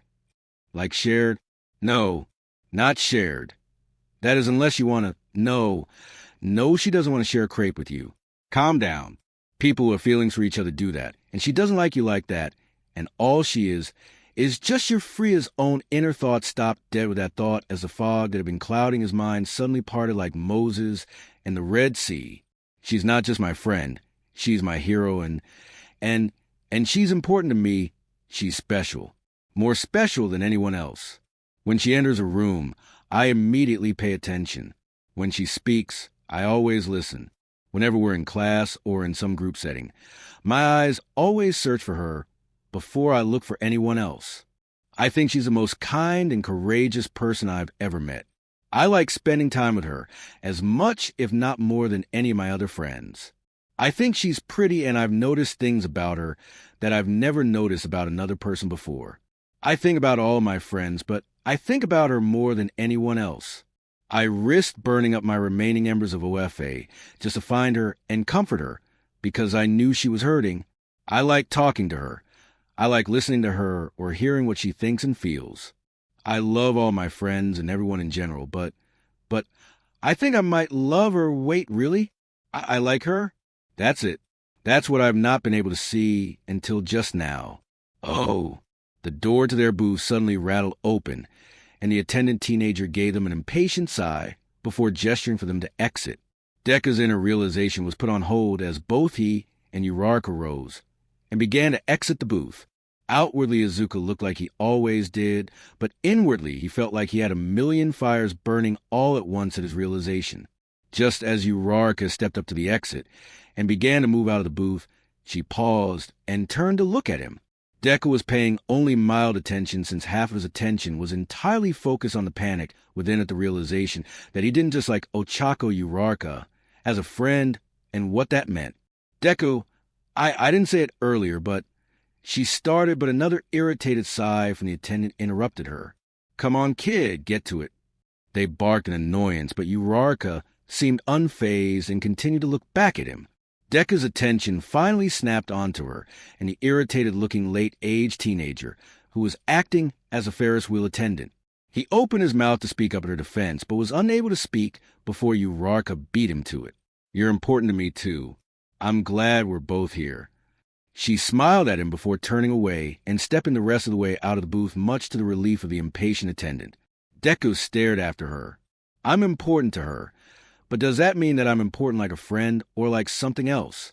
He mechanically climbed out of the booth to follow after Uraraka, his mind abuzz with a possible deeper meaning in what she just said to him. Not to mention the fact that he still had to figure out how he wanted to react to the fact that he just realized that his feelings for her weren't exactly the friendly type. It was a completely alien experience to him. He'd never liked anyone before. Sure, there'd been childhood crushes, but even those had been few and far between. His whole life he'd been obsessed with heroes and all might, and singularly focused on becoming a hero. When he'd received one, for all that focus had become even more central. Heroes and helping people were almost exclusively what he knew. Loving everyone and treating everyone as equals had always been paramount. Until this moment. Izuku had always been acutely aware of the opposite sex, oftentimes feeling flustered or blushing when presented with things like obvious breasts or a girl in his face, but there had never been anything more to it than that. He was curious about the opposite sex, but not in a way that lent itself to romantic or sexual interest. Until now, and even now, he wasn't really sure what these feelings meant in the long run. Did it mean he wanted to go out and do sexual things all of a sudden, or be suave and go on romantic dates where he serenaded Uraraka? No, it just meant that he wanted more than pure friendship with her. He was interested in exploring and pursing what that more would be, and for the first time in his life, he wanted to share a relationship with another person in a way that wasn't platonic. Deku stepped out of booth, his eyes wide and locked onto the auburn-haired girl. It didn't matter that they were in a crowded place and that there were others all around them. All here were eyes for her. He took in her sundress again, the way the wind caught her hair, the delicate curve of her bare neck, and he felt like a blind man seeing color for the first time. I'm in love with her. How did I not know it until just this moment? It's always been there, I just never saw it until now. He stepped closer to her, his heart rate increasing and his palms sweating as he ached to hold her hand. Uraraka turned around to face him, a small smile on her face. Her eyes locked with his, and in that moment, he felt like everything else fell away but her. The smile on her face morphed into curiosity when she saw his face, and a blush began to her cheeks, her eyes going wide. Uraraka, Deku inched closer to her, his hand moving of its own accord to reach out for her. Unspoken words began to take shape on his tongue, until a loud shout directed at them froze him in place. "Hey, you two!" A voice shouted in their direction. Both Uraraka and Deku looked in the direction of the voice, only to see the crepe vendor that Deku had spotted from up in the Ferris wheel. A cranky-looking middle-aged man was leaning over the counter. He was looking in their direction, his mouth twisted into a frown of impatience. "You two, come here. I have an order for you." He called at them. Deku looked at the crepe vendor in confusion. He wordlessly pointed to himself, an eyebrow raising in question. The vendor rolled his eyes and gave a vigorous nod. Both Deku and Uraraka slowly made their way over to the crepe stall until they stood just in front of it. The man handed out a freshly made crepe that was covered in creme, strawberry, and chocolate sauce. 3 large strawberries stuck out of the creme. "But we didn't order this," Deku stated in confusion. "A crepe? Obviously. Someone else did for you. Rude bunch told me what to look for and who to give it to and paid me and left. So take it," the cantankerous man said, and again offered the crepe. "But who would just order us a crepe?" Uraraka questioned. "Told ya, bunch of rude kids. You kid these days. Idiots the lot of you. Take your crepe and go find a tree to kiss under." "Bah!" the man said, and turned away from them. Deku slowly reached out and grabbed a large crepe, his eyes on the sweet treat, his stomach growling in annoyance at his slowness to accept the food, his mouth watering in anticipation. But it was just one crepe, which meant they'd have to share it. He looked up at Uraraka, who was eyeing the crepe suspiciously. Deku cast a curious glance around them to see if there were any familiar faces amongst the crowd, but no one stood out. "I thought this all seemed like kind of set up. I wonder the others are here, and if they did this, are you okay sharing? Or, well, we could just get another one if you want," Uraraka asked, her voice timid and uncertain. Izuku looked from the crowd to the girl next to him and felt butterflies fill his stomach. Except this time, he understood why they were there in the first place. He was excited to be there with her, to be alone with her, to be alone with a girl he liked as more than just a friend. Quietly, nervously, he said, "I am, if you are." Paragraph break, once more with feeling. Bakugo watched, a smirk on his face, as Todoroki took a shaky sip of water. Endeavor's shining star was still green at the gills, his sickly pallor refusing to let up even after throwing up multiple times. The half-hot, half-cold quirk boy had been queasy since Bakugo had taken him on the teacups and used a dial in the center to send him in an unreasonable number of circles. Far more than any of the other ride-goers spun their teacups. It had been Katsuki's intention to upset what he knew was a delicate tummy. Todoroki might have been a powerhouse in terms of his quirk, but Bakugo could sniff out a weak stomach from a mile away, and Todoroki reeked of one. Thanks to his rigid upbringing, a fragile constitution, in terms of thrill ride tolerance, was almost a guarantee. What Bakugo hadn't thought of was the fact that a sore friend wouldn't just bounce back after barfing. No, he was still super pale and sweaty and liable to blow chunks again at any moment. Because he hadn't foreseen that possibility, he was now rather limited in the rides he could ride, or even the amount of teasing and cajoling he'd normally enjoy. Todoroki looked like a sick puppy, and it just wasn't as fun to poke fun at or force a frail constitution onto thrill rides if they were already sick. You think you're going to live icy hot?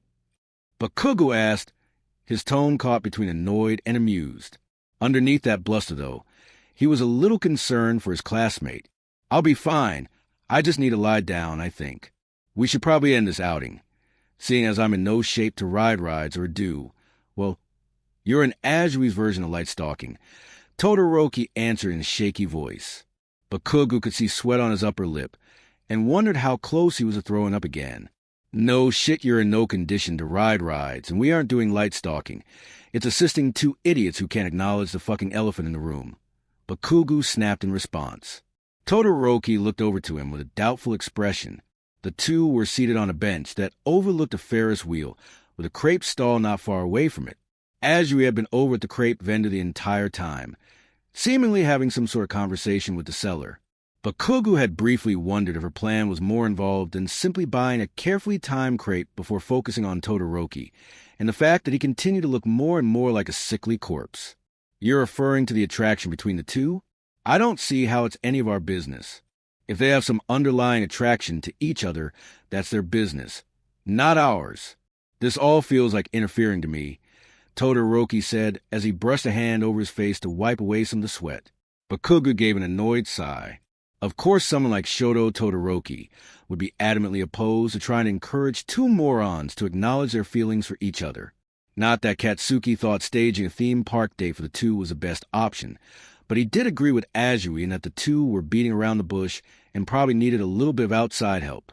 It was ironic since Todoroki was basically the picture of emotional constipation and had required hard interference from a nerd before he could even acknowledge some of his own deeper feelings.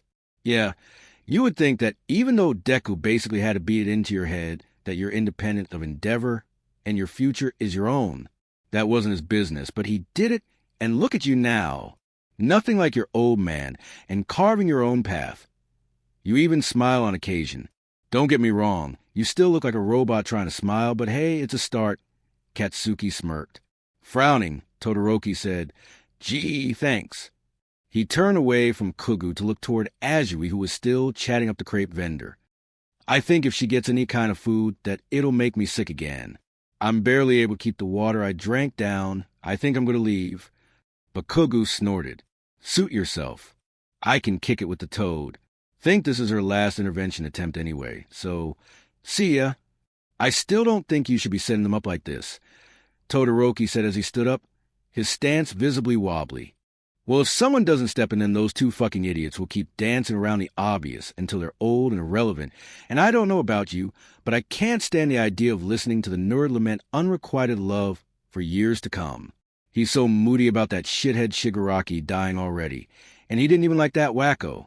Imagine if his chance with round face slipped through his fingers entirely. He already thinks so poorly of himself that he's oblivious to the affections of others, and has resigned himself that this is all there is. But Kugu paused to point a finger around them. One day, though, he's going to realize that there was more, and he's going to shit himself when he realizes that he missed that and be fucking insufferable. Todoroki was silent for a moment as he considered what Bakugu had said. Bakugu watched as unidentifiable emotions briefly played out on the taller boy's face. I agree with some of what you said, but I still don't think setting them up this way is the right way to go about it. There is almost certainly a better and less manipulative way to achieve the same goal. Katsuki rolled his eyes. Thought you were leaving. Icy hot. Hit the road before you yak again. Azui might come back at any moment with some hot, smelly crepe in hand. At Bakugu's words, Todoroki's face took on an even darker shade of green, making him give a curt nod. You're right. See you. Bakugu watched with a smirk on his face as his friend walked away from him and merged into the crowd of park-goers. Hopefully, he didn't have to throw up between here and UA. A train ride back would probably make him barf for sure. Then again, he could probably just call up some of Endeavor's lackeys and get them to drive him back to UA. What did it matter to him, anyway? His gaze drifted from the exiting Todoroki and toward Azui, who looked like she was still chatting up the crepe seller. What the fuck is she still talking to that old geezer about? She's been over there since the second we spotted the nerd, and Cheeks get on the Ferris wheel. That shitty-ass ride is gonna end soon, and we better skedaddle before that. Maybe she's flirted with the old fuck. That's fucking stupid. Why the fuck would she flirt with an old bastard like that? Wait, why the fuck do I care? I don't care who she flirts with. Or do I? No, I don't. Katsuki sighed in irritation, annoyed by his inner thoughts and how prickly it made him feel to see her talking to some random street vendor. He rose from the bench and made his way over to her side, eager to see what they were talking about, while also eager to get them to enact whatever her final plan was so that he could actually enjoy the amusement park. You kids from UA sure are amazing. I sheltered at UA, and I was just so impressed by all of you. Crazy to think you're all just kids. The street vendor gushed. Thank you. We were just doing our best to protect everyone. I'm glad that things are back to normal now, Azui said in response. Bakugo moved up next to her, intentionally bumping shoulders with her, making her look back at him in surprise. Her eyes widened slightly at his appearance by her side. Why the fuck is it so surprising that I'm here? I wasn't on this whole stupid harebrained dipshit plan from the beginning. He thought to himself petulantly as he eyed the middle-aged seller. He was balding, his skin marred with sunspots from having too much time in the sun unprotected. He had boring brown eyes and what looked like a sad little cookie duster mustache. Pathetic old pervert, hitting on a high school girl. Yo, frog face, we gotta bounce soon or else the nerd and round face will discover us. Pinch it off, will ya? He said as he side-eyed Azui. Oh, I know you.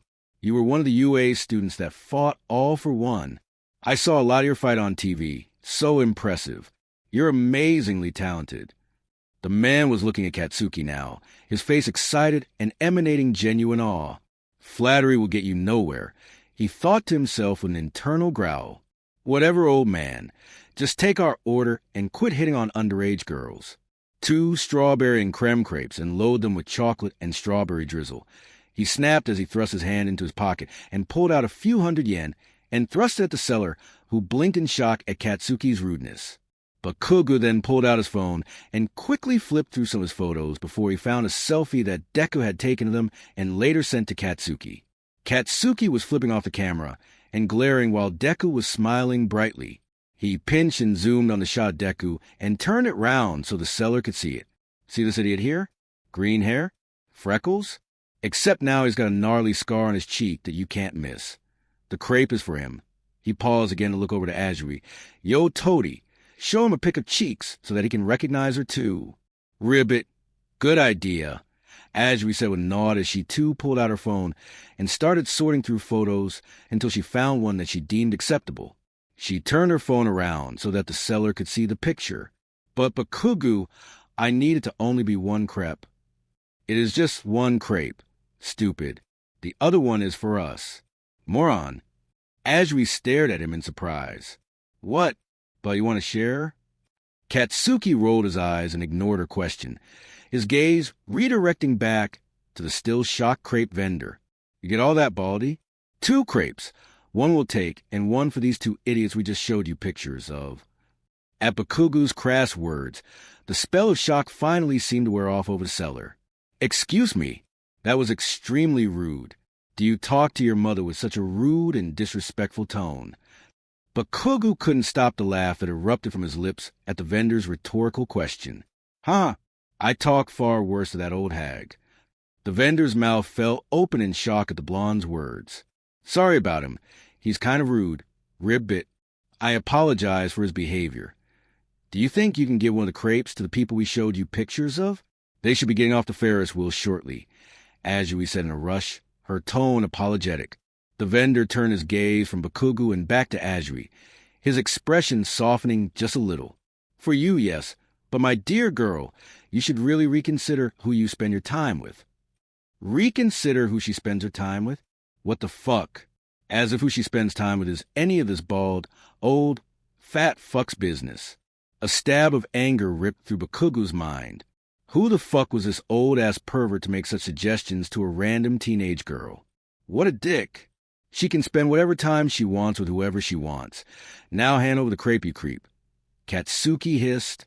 So rude. The vendor frowned before begrudgingly turning away to pull out an already prepared crepe from further back in the stall. I certainly hope these children you've shown me pictures of aren't as rude as you are. The middle-aged man drizzled chocolate and strawberry sauce over it, before putting the crepe in protective sleeve before thrusting it out toward Bakugu and glaring at him. Now please leave my stall. Already gone baldy. Bakugu snorted and turned away from the crepe stall, one hand holding the crepe, the other tugging on Ajui's wrist. Sorry again. Ajui yelled back toward the crepe vendor as Katsuki continued pulling her away. Bakugu, that was really rude. Katsuki rolled his eyes and took a bite of the crepe. It wasn't particularly warm or fresh tasting, making him wonder if that shady pervert vendor had just grabbed some strawberry crepe made from hours ago. Fucking lazy bastard, he thought to himself as he licked a bit of drizzle from his lip. Move it, frog face, or the nerd and cheeks are going to spot us. We got to make tracks, he said as he moved them into and through the crowd. He heard Ajui groan in annoyance and half expected her to rip her arm free of him, but was surprised when she made no move to pull free. We need to stay close enough to make sure they get the crepe, Ajui pointed out. Bakugu gave a tiny head nod of acknowledgement before stopping at the entry to another ride that was within eyeshot of both the Ferris wheel and the crepe shop. Good enough for you? He grunted and handed the crepe over to her. Ajui looked at the offered dessert with a puzzled expression before gingerly taking it. Ribbit, yes, this will do. She was silent for a moment as her gaze moved from the crepe and toward the Ferris wheel. The attendant for the Ferris wheel had stopped the ride and appeared to be letting people off of it now. Good. That means the nerd and Cheek should be off soon and get their crepe. Not that that will be enough for them to stop being pussies and confess. Are you sure you want to share? Ajui asked, interrupting Katsuki's thoughts. He looked at her in confusion. Did she really think he was such a greedy pig that he wanted the entire crepe to himself? He wasn't even that big a fan of desserts in general. So why would he want to pig out on one? Or was it she was surprised that he was willing to share because he'd already had a bite and that counted as an indirect kiss or whatever? Katsuki had to refrain from snorting in amusement at such a notion, as if that would bother him. Number one, who cared if something like sharing a drink or food was sort of in a lazy, roundabout way an indirect kiss? And number two, she'd literally sat on his face half a dozen times, and vice versa over the last few months. They'd already kissed multiple times. Sure, those kisses weren't exactly passionate or lovey-dovey, but they were still kisses. They clearly already swapped spit, and then some, and were already well acquainted with each other's cooties. You literally sat on my face earlier this week, not to mention all the times you give me like insane blow Joe. He started, but was suddenly slapped on his good shoulder. Hey! He snapped and looked over at her in annoyance. He was surprised to see the bright red color in her cheeks and the embarrassment in her eyes. Oh! She was embarrassed or uncomfortable talking so openly about that. He thought to himself as he took in his surroundings and the fact that they were around many other people. Not that it really looked like anyone was looking at them or listening to them, but still, it made sense that she might feel uncomfortable about such personal details being openly shared. Sorry, he said in a gravelly and quiet voice. Apologizing was so uncomfortable. My point was that we already kissed, so I don't really see what a big deal is with sharing a crepe. But if sharing makes you uncomfortable or whatever, I'll take it back and we can just go buy you one of your own. Ajui's gaze shifted away from him, and she shook her head. No, it's okay, I just didn't want to talk so open about stuff we've done. And Ribbit, I was a little surprised by you being okay with sharing it. It's just the kind of thing that couples do. Couples, does she want that? He wondered to himself and opened his mouth to speak before a mop of messy green hair exiting the Ferris wheel caught his eye. Ah, the nerd is exiting the ride with cheeks in tow. They're off the ride. Old fucker better give him their crepe. Bakugu snapped as his gaze moved from Deku and Uraraka and back toward the crepe vendor. Katsuki watched as Deku seemed to hesitate once he was off the ride, facing Uraraka. Uraraka was looking at him too, but because they were facing each other, it made it impossible for Katsuki to see what their expressions were. He thought he saw Izuku's hand start to move forward and toward the brunette, until it stopped dead when the crepe vendor shouted out to them. Both Deku and Uraraka turned in the direction of the crepe vendor. Well, fuck. Cock blocked by the old man. Though at least he was going to give them their crepe, he thought to himself as he watched a clearly confused Deku move toward the crepe stall. Not that what he'd just seen was an actual confession, but it had looked serious. Maybe this stupid plan was going to work after all. Beside him, Azuri gave a long sigh before turning toward Katsuki. Ribbit. That was the last part of my plan. We could continue to watch, but Ribbit, that feels inappropriate at this point. We've done what we could have set them up for a romantic amusement park date. Do you want to leave or ride more rides? Bakugo looked at her and snorted. I want to ride more rides. Part of the reason I agreed to this was because it meant that I could ride all the rides. So now that it's up to the nerd and round face to get the sand out of their vaginas, let's hop to it. He turned to leave but felt a gentle tug on his shirt that made him stop and look back to see that Azuri was tugging on him. Where'd Todoroki go? Is he in the bathroom throwing up again? She asked, her gaze moving around them searching for their friend. He went home. Icy Hot was certain to spew again if he stayed, but Bakugo said with a smirk, Well, I think he would have had an easier and nicer time if you hadn't spun the teacups like a psychopath, Ribbit, she retorted. Not my fault he's got a delicate constitution. Katsuki quipped back. Ribbit. I don't think that's really very fair, she said before pausing to look back toward Deku and Uraraka. The two were facing each other now, a large crepe held in Deku's hands, an expression of uncertainty on his face. Do you still want to ride rides if it's just with me? Why the hell wouldn't I? He asked, genuinely perplexed by her question. Was it obvious that he liked her to some extent? He liked her well enough to engage in sexual activity with her on multiple occasions, well enough that he'd agreed to carry out her plan with her, and had only involved Todoroki, so as not to raise too much suspicion from Deku, well enough that he'd carry conversations with her. Wasn't that obvious? Well, because that sort of couple thing. Or, well, I guess it's a friend thing, too. Ribbit, I don't know. Doesn't it make you feel self-conscious? She asked, an edge of insecurity in her voice. Bakugo gave a snort. Uffed. Couple thing or friend thing. Who fucking cares? Let's go and ride some rides, frog face. He again attempted to move forward this time, grabbing her wrist again and pulling her with him, but she resisted, making him stop. What? He snapped in irritation at her hesitation. Are we a couple?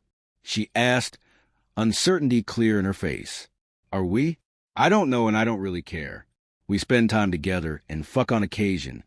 And it's a lot of fun. And today we're at an amusement park together. Does that mean we're a couple? I don't know. Not even sure what a couple does since I have zero interest in romantic shit. If she wants to be a couple, that's fine. Or if she wants to be friends with benefits, that's fine too. See where shit leads us or until we get bored or whatever. I don't know. Do you want to be?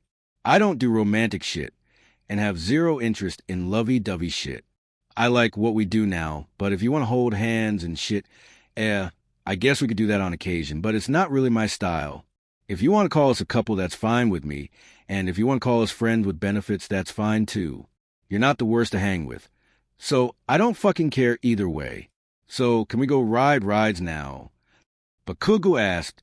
Hopefully that explained enough of what his thoughts were on what they were for her. Azuri looked at him, surprise evident on her face. Ribbit, never expected you to say that. Oh, fuck off. Now are you coming or not? He asked with an eye roll. She gave him an impish smile before stepping forward to be closer to him. Let's go. About fucking time. Paragraph break last one. Ochako stared at the large crepe in Deku's hands, her mind moving a mile a minute. Someone had made sure to pay for her and order a singular crepe just for them. There was no way that was coincidence. I wondered Sue had something to do with this, but that just seemed so invasive for her. What is she trying to pull? Was Bakugo in on it? What are they trying to make happen between Deku and I? Are they trying to set us up together? Tsuwai? I am, if you are.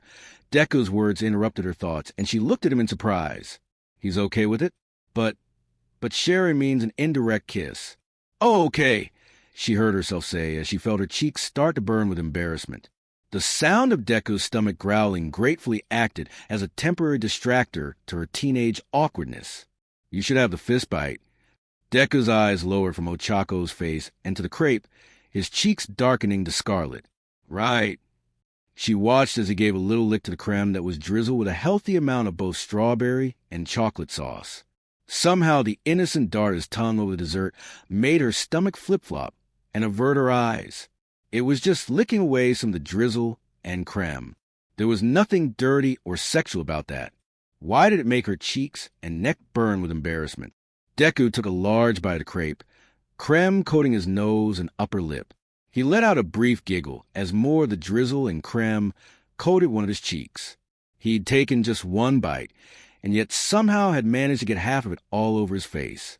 Watching Deku make a mess of himself made the flustered feelings start to subside, and she felt herself relax a little. She even began to wonder if Deku had been a messy eater as a baby and toddler. Deku took another bite, and managed to get even more sauce on his already messy face. Ochako couldn't help but laugh a little at the sight. You're making quite a mess, she giggled as she recalled that she had a handkerchief in her purse. Here, she said as she opened her purse and began rifling through it until she found a pink hanky. There was a tiny package of wet wipes in her purse, too, which she also pulled out. I guess I forgot how messy eating a crepe can be, Deku said with a bashful smile. Here, use the wet wipes. Uraraka instructed and held the little package out to him. Are you sure? I'd hate to waste your nice wet wipes just because I was being messy, Deku clarified, his hand hovering halfway between taking the offered wipes and falling to the side. I'm sure, she said with a head nod and watched as he at last took the wipes from her. Thank you, he said as he opened the little package and began to try to wipe off some of the creme and sauce.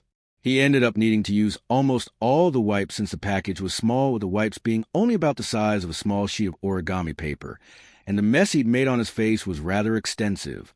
Once he'd finished cleaning off his face, without thinking, Ochako stepped forward with her pink hanky and gave a quick wipe over his cheeks and lips.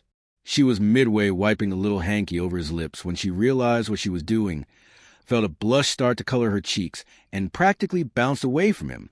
Sorry, didn't think, she said, clearly embarrassed.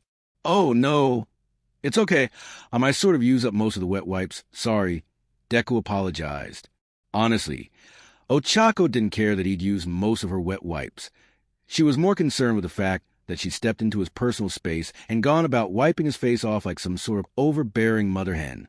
She still held the hanky she'd used on him in her hand and looked at it in mortification. Did he think she was a complete weirdo now?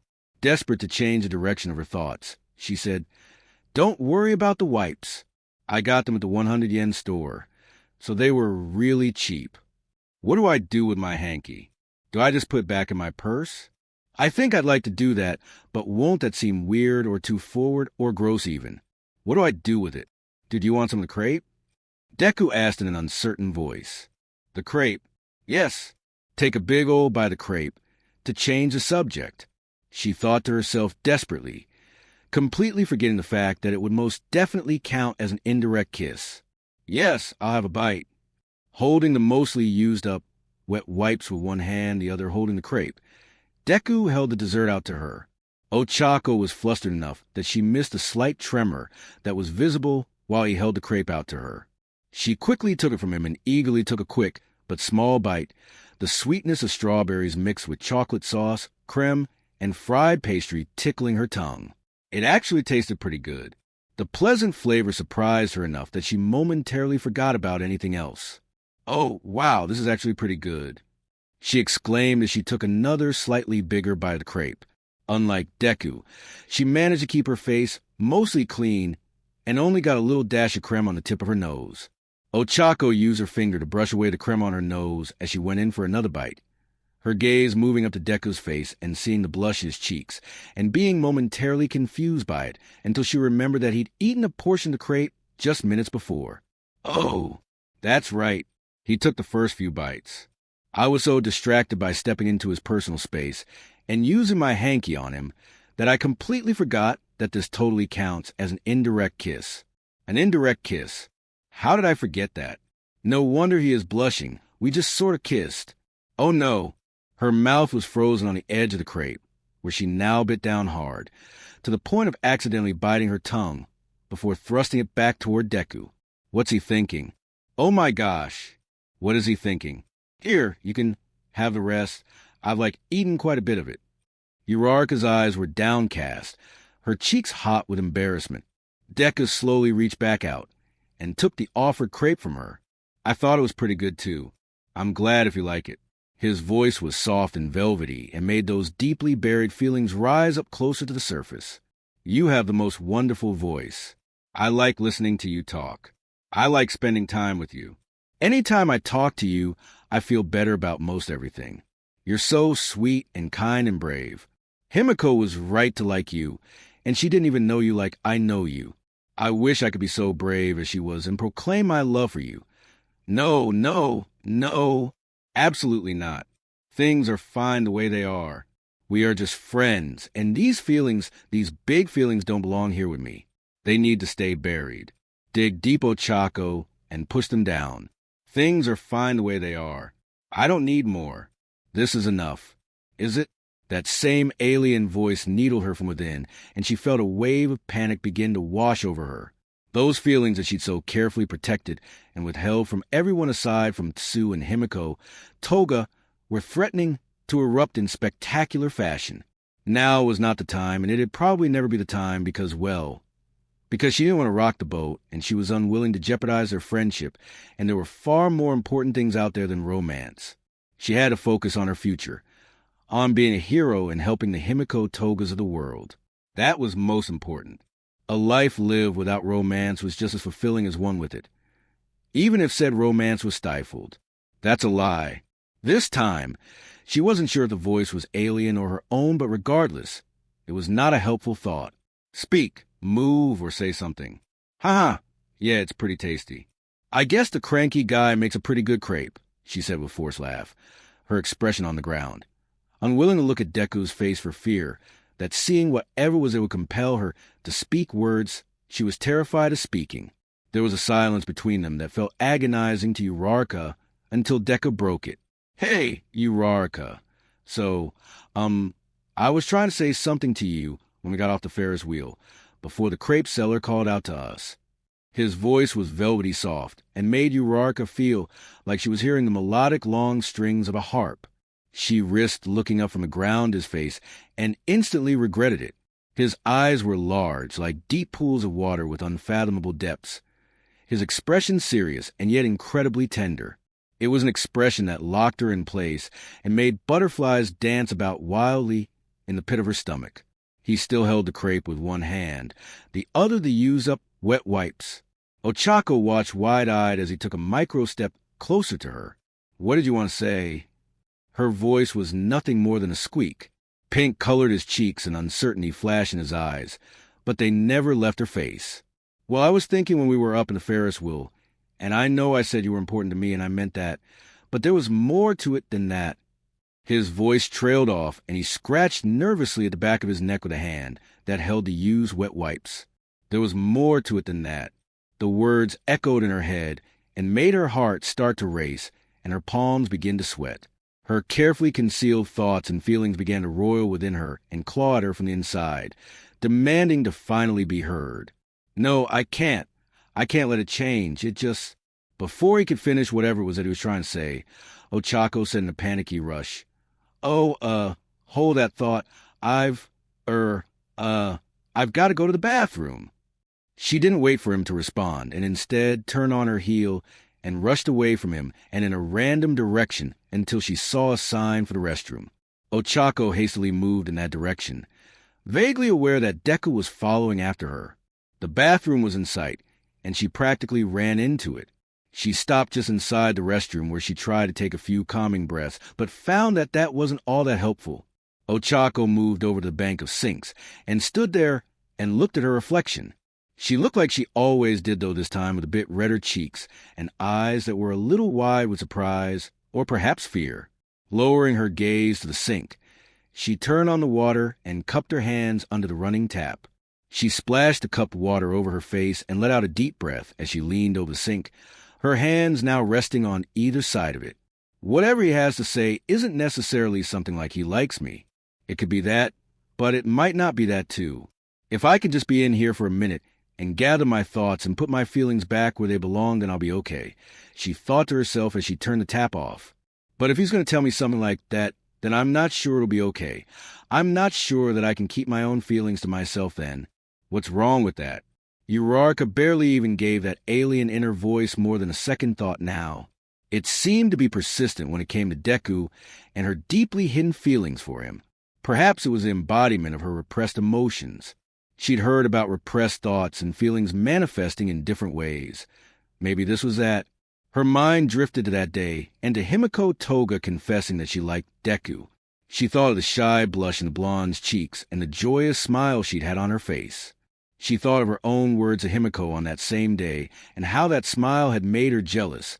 All true and still true. Himiko Toga had had something that Ochako Uraraka didn't.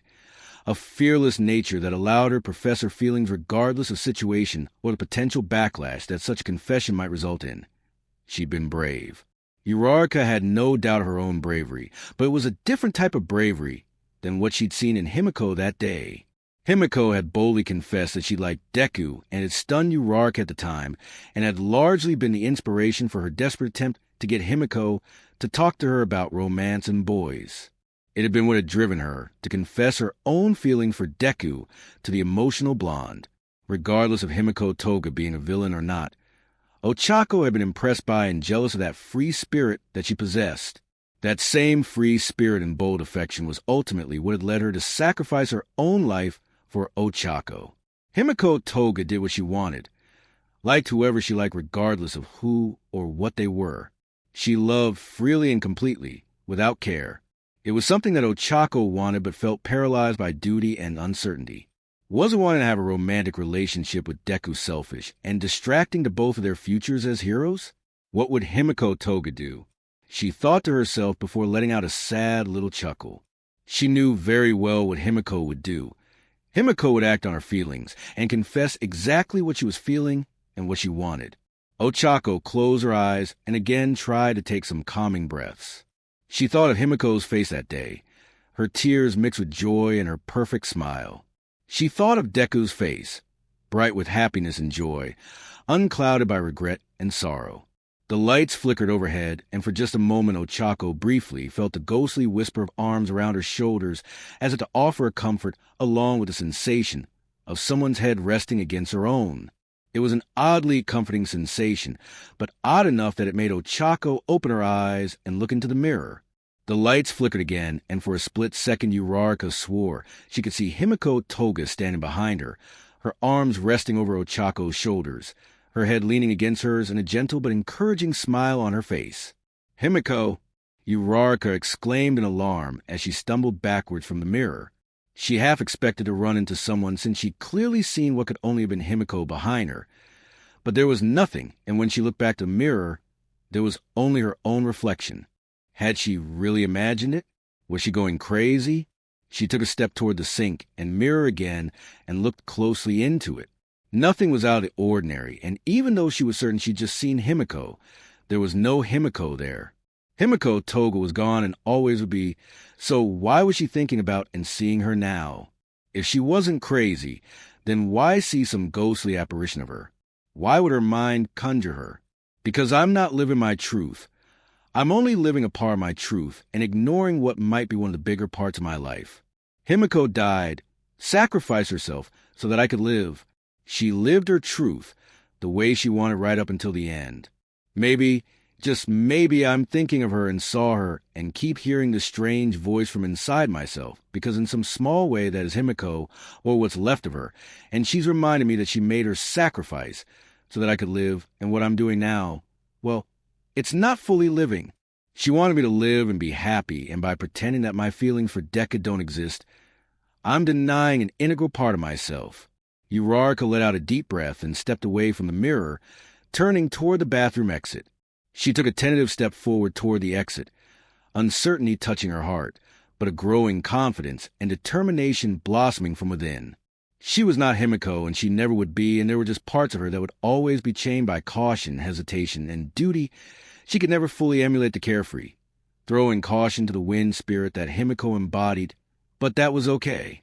Ochako could try to do honor to Himiko's memory and her sacrifice by living as her true, authentic self, by embracing and admitting the feelings she'd locked away and had intended to keep locked away forever.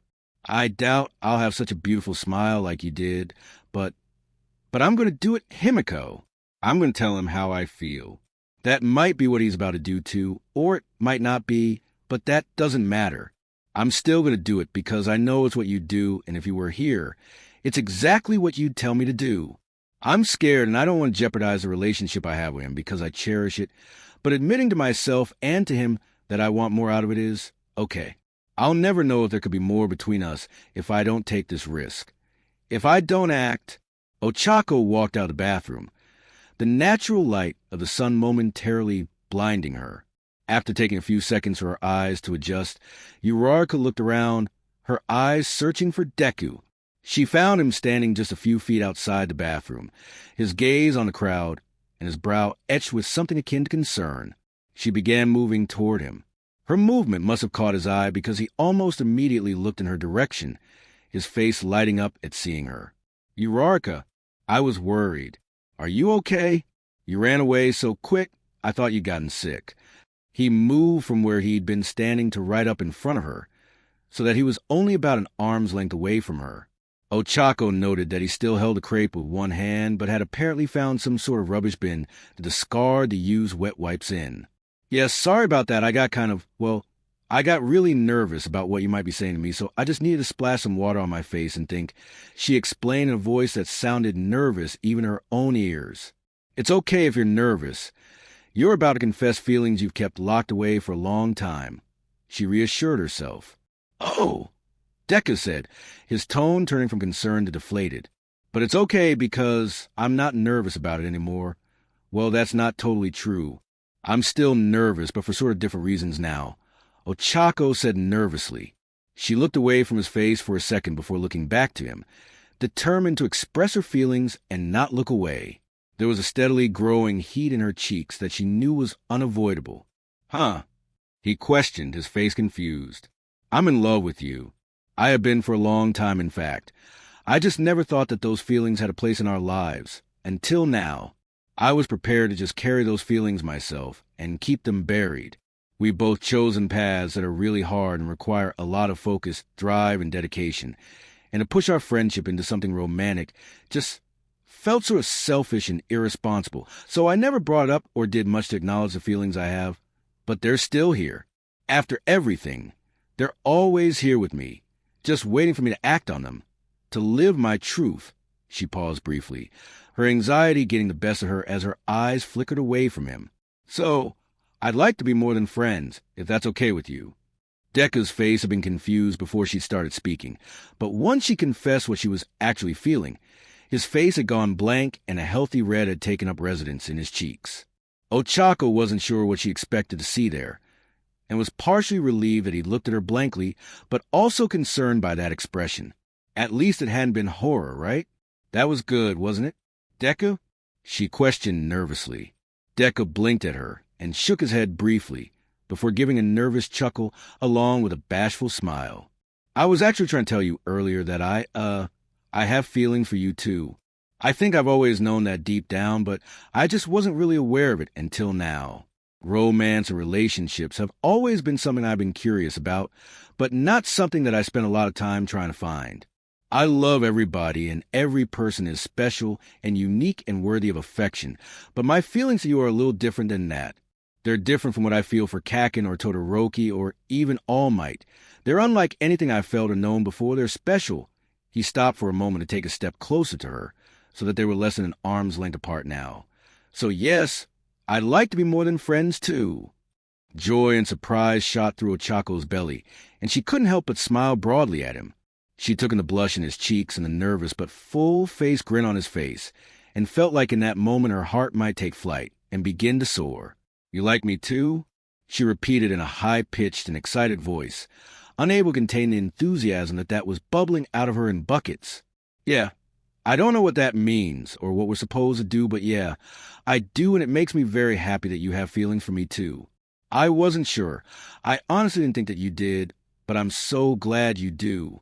I'm so happy, Ochako said in soft voice as she stared at the boy that had captured her affection for the majority of their high school career. What do we do now? Deku asked, his eyes on her, excitement and happiness practically spilling outward. Uraraka gave a little laugh and shook her head. I don't know. Do you want to share more of the crepe and hold hands and go on some rides as a couple? The smile on Deku's face only widened. Yes, I like that a lot. Okay, Ochako said with a nod and a grin, and then carefully moved her hand toward his free hand where she very gently took it in hers. The burning heat in her cheeks grew at the contact, and the already very red blush on Deku's cheeks grew even darker.